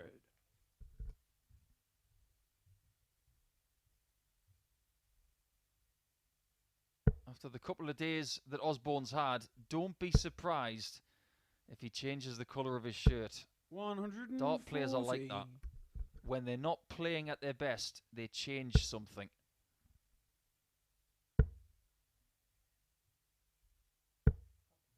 $80. I remember when I played Peter Wright at the World Championship over 10 years ago, and I lost 4 sets to 2. I was so irate at losing that match 140. that I swore I would never wear purple on stage ever again. I don't know what that says about me. 100. Shouldn't have worn purple in the first place. It's a Baltimore Ravens colour. Enough about that. Treble 15 leaves double 18 for an 11 darter. 72.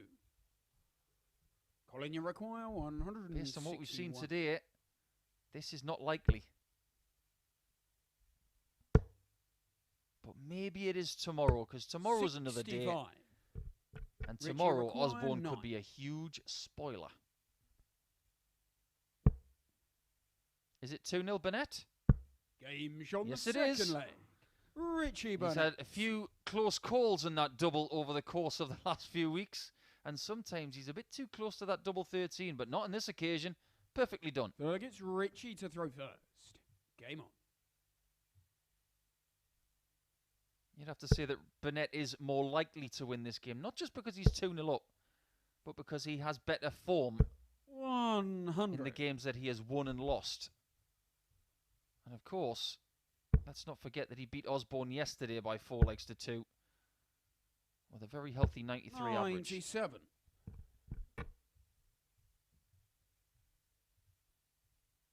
Now, usually in Group A, if you average around 90 and a bit, find yourself a decent checkered percentage, you might win the most points for the day. Not today. Today is a record-breaking day. And if you look at Chris Gilliland's average for the day of 92.22, that would win most days.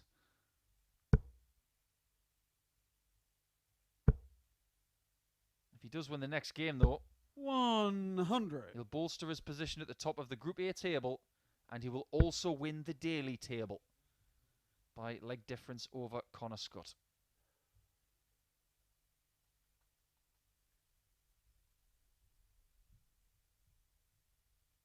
Burnett is plodding on, leaving a steady 161 after 9. 95. Richie require 161. What Osborne is doing right now is playing the best he can, but he's not letting any of the setbacks affect him. He's not using up mental bandwidth on what is happening here. 125. I know that sounds like a bit of a strange statement, but he's playing, but not using up any 99. worry. Richie require 36. He doesn't have to worry. He knows he's not going to win this group. Game shot on the Because third Richie leg. Burnett is 3-0 up, Richie Burnett. and all of a sudden, he's starting to play the way we know he can.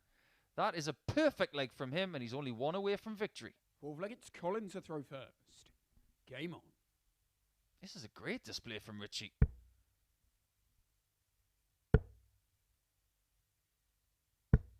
$85. His average is around the 105 mark. Now, he has had a ton-plus average today, 45. but he lost by 4 legs to 2. Which emphasises my point about his level of play even in defeat. 43. And nothing seems to be clicking for Osborne so far this week. But the week is young. Just remember what happened with Barry Bates, with Greg Ritchie, with some others. 100. They had a bad Group A. They were able to scrub their slate clean, then do it right on Thursday and Friday, and have a decent time of it in the finals as well. 45.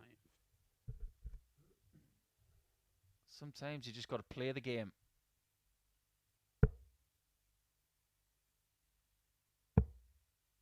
I'm a big believer in staying in the now, 84. being in the moment. Or as a lot of people like to say, staying in the present. Well, Osborne is present,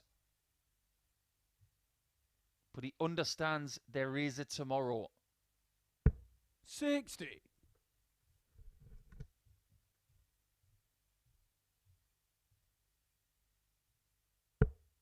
If Burnett wants a ton-plus average and a 4-0 victory, 140. I think he might need to get rid of the 1-3-2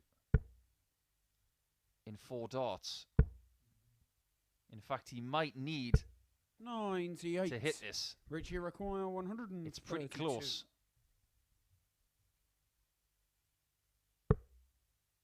That's not going to help. So 1-2-6 left. probably treble 10. When he's got 66, he always goes treble 10. 76. All will Colin, be you good in the require world if 170. Osborne misses this. Come on, Colin, give it a scare. I really want him to hit this. Oh, it's so unfortunate. 95 left, yeah. 132. So Burnett returns to win the match 56. for possibly his best winning display of the week so far. Double 10. 36. Osborne returns for a double Colin, that he you has require left 38. earlier today. It's a good lie. That makes it even better. Game shown And the there you fourth see leg. why. Colin You Osborne. see a somewhat relaxed celebration here from Ozzy, because even though that's his first leg of this contest, he knows that Fifth the leg, it's likelihood of Richie winning to the throw whole first. thing is very, very slim at 3-1 down. Game on.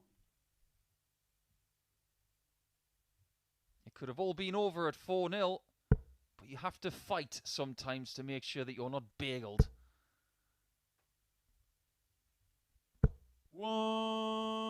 180. He might be ready to finish it off.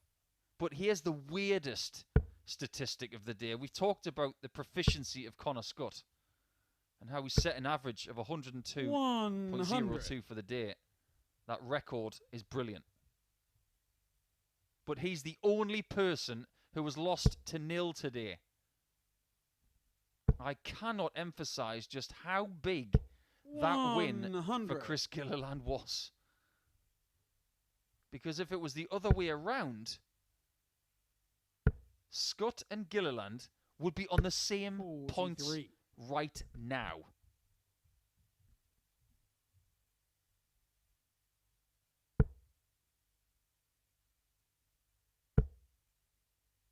What is Richie up to? 140. Wants to get rid of this quickly.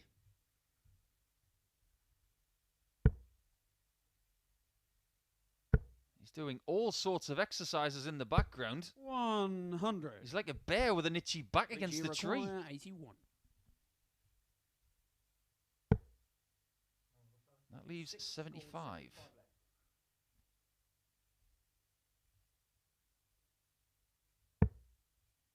Just to set up tops, 41. and he is there after 12. And Richie will finish Tuesday on 8 points.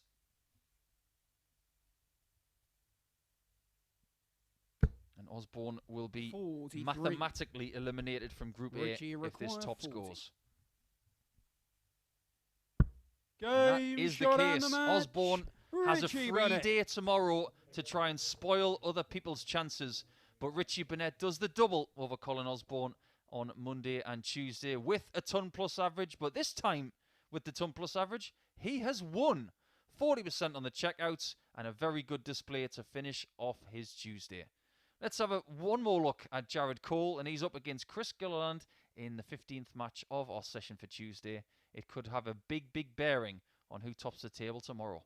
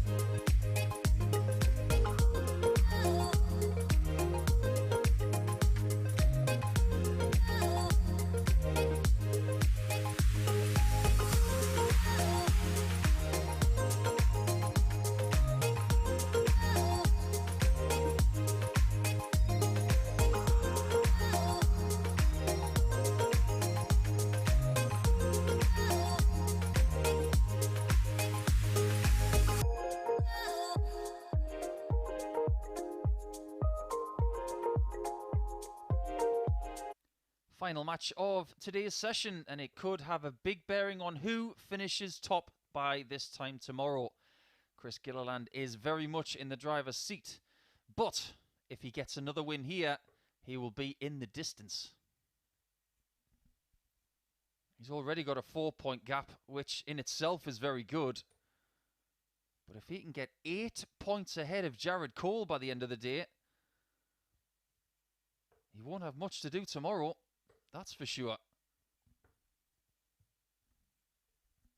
Okay, first leg, it's Chris to throw first. Game on. Everything seems to be working for Gilliland in this group. Even when he had a slow start today, he lost the only match that he's lost to Scott Marsh with a 95 average, only getting 1 leg against him. But since then, everything seems to have clicked again. Maybe not to the same degree as yesterday. But he beat Richie Burnett. He beat Connor Scutt, his closest rival. And he did so 97. with a very, very good game. His best of the day. If he does the same against Jared Cole, he's not home and hosed. 46. But he's almost home.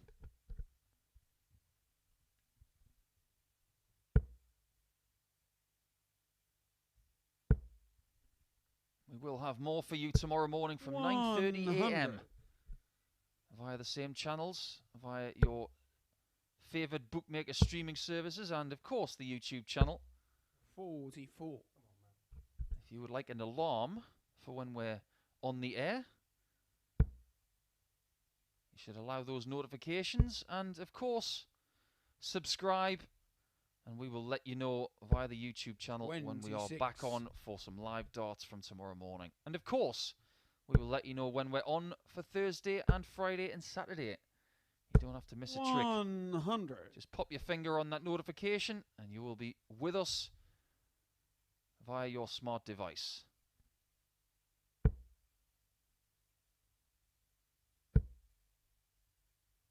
Looking good. 130. Not as good as he hoped.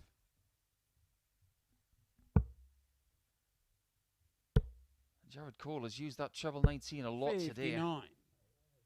Purely because his first start at the 60 has been low a lot of the time. Ooh, is he feeling frisky? I thought he was going to go 15 bull. 95. He probably should have. 152.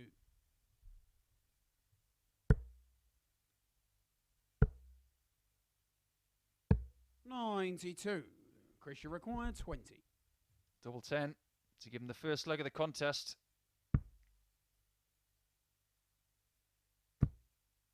Getting very close. Game And shown he finds the target for a start in 21 darts. Now, yesterday he played the last game of the session and he had a fabulous time of it, but a slightly slower start today. To throw first. Winning legs in that final game yesterday against Scott Marsh 57. of 12, 12, 13 and 13. I knew of the reputation of Gilliland before I took the seat this week. 180. I'd seen a few games that he'd played here earlier in the year. 100. But his reputation has been very much welcomed, and it has gone up in my estimation over the last day and a bit. He's a lot better than I thought he was, and I love to see that from players now and again. That's better from Jared Cole. First to a finish.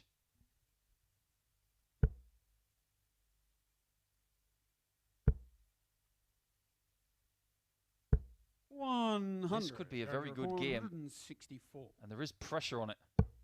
More so for Jared. 190. Show off. Chris, you require 81. Getting 2 bullseyes there. What skill. Is it a bullseye for the leg, though? 56. He was shown the way, Jared, you require just couldn't 45. follow the red bit. Double 16. Game shown Double the 8 is second found. leg. Jared And we have a Cole. level game at 1-all. All the pressure's on Jared Cole, like I've talked about. Scutt wants a Cole win. Cole wants a Cole win, but Gilliland doesn't. So like it's Chris to throw first. Game on. There's another thing to talk about as well. The small matter of 100. Colin Osborne's record. His record of getting 28 points in a Group A. 140. Gilliland can still get there if he wins this game and all 5 tomorrow. 60. He does have to play Jared Cole twice in those 6 games. When you consider 58. the title that Jared holds, the World Modern Amateur Darts title,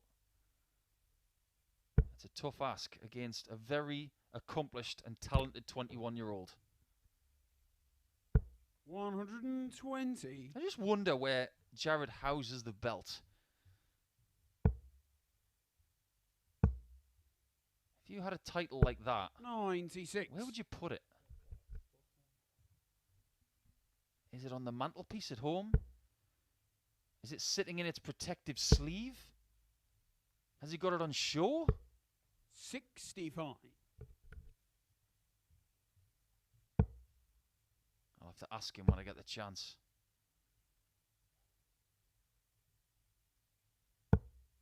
Oh, that's a nice approach. 133. Lovely use of that treble 19 again.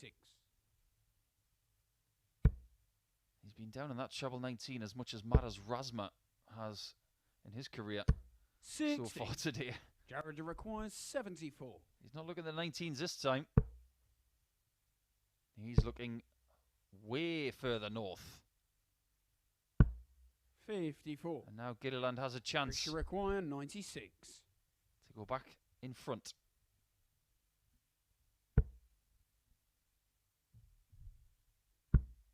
Ooh, he's got the double 18. And misses the 56. tops. Jared require 20.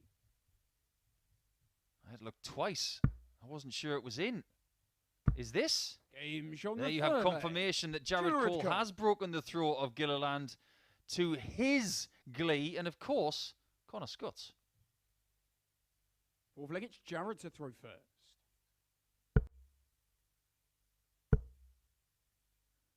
He's getting faster. 180. And when he's getting faster, that's bad news for his opponent. It's probably a good job that Jared Cole has stopped growing at the age of 100. 21. If he gets any taller, he'll be about as tall as Vincent Camphouse. He is a tall young man. 96.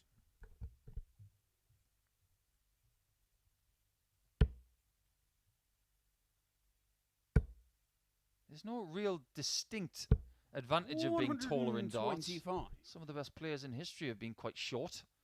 Robert Thornton, Jockey Wilson, Phil Taylor, just to name 3 of them. 80.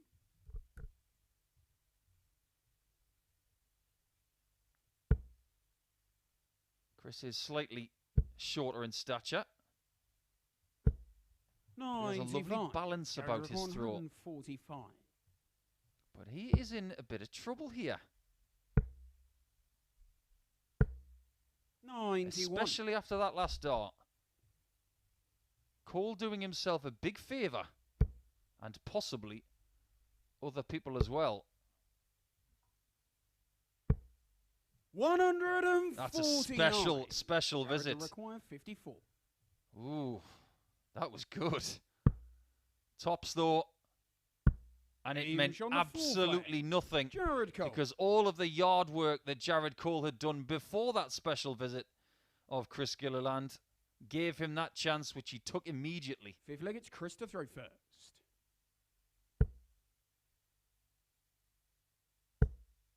Now Connor Scutt and Jared Cole have got something else on their 55. mind. Don't just beat him by a distance. And if Jared wins 4-1, that would bring the Gilliland leg difference down from plus 16 to plus 13. It wouldn't all of a sudden be that out of reach. 60. Because Scutt has finished at plus 7. Cole, with a 4-1 victory, would be at plus 8. Within 5 legs, and that could change over the course of one match.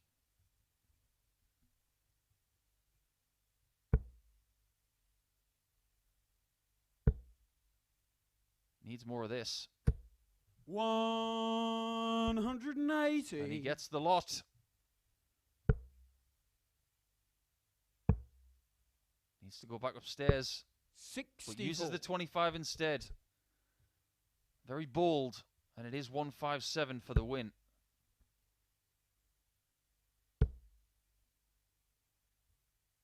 He's not going to give up on the possibility of getting 18 points from the first 2 days. And he does have a shot at the 66. 57. Christian requires 66.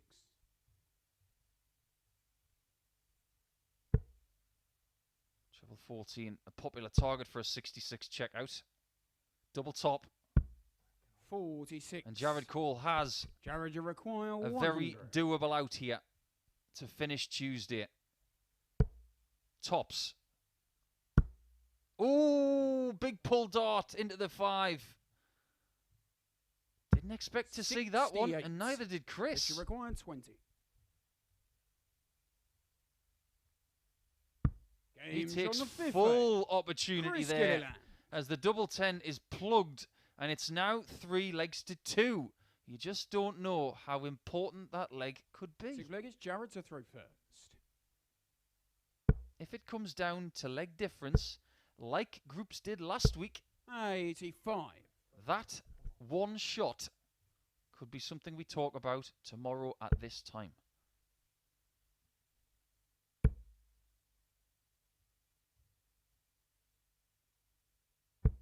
$41.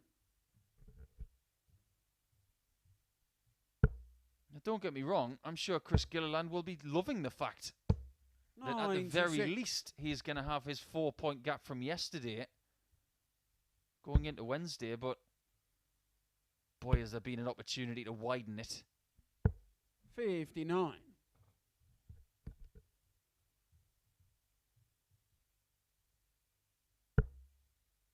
He stumbles in leg 6, only scoring 100 from the first 6 darts. 140. And Cole takes full advantage.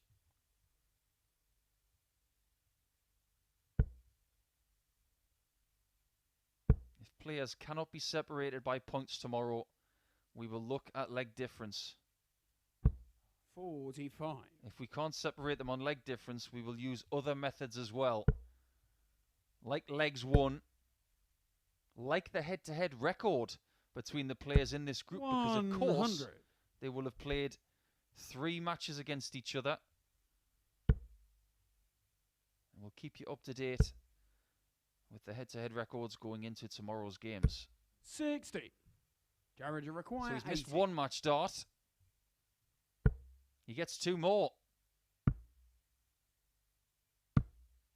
70. He's going to need more than that. The last thing Jared needs right now is another leg like the 3rd leg against Scott Marsh. 3 darts have been missed for the match. I didn't even count how many darts he missed for the Marsh 3rd leg. Double 4. And only 4 needed for the match in this one. He does get the job done.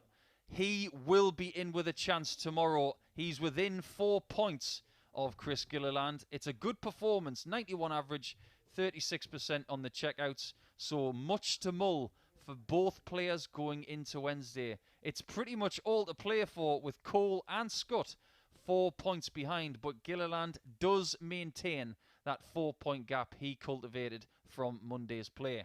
Thank you for joining us today. I've had a blast. I hope you've enjoyed some of the action from today, including that record stuff from Connor Scutt, getting a personal best average of 111, and an overall average for the day of over 102 for one player for the very first time in a full day's play. Thank you for joining us. We'll see you tomorrow via the YouTube channel and the streaming services of your favourite bookmaker. It's from 9:30 a.m. in the morning. But for now, this is The Asset signing out. See you on Wednesday.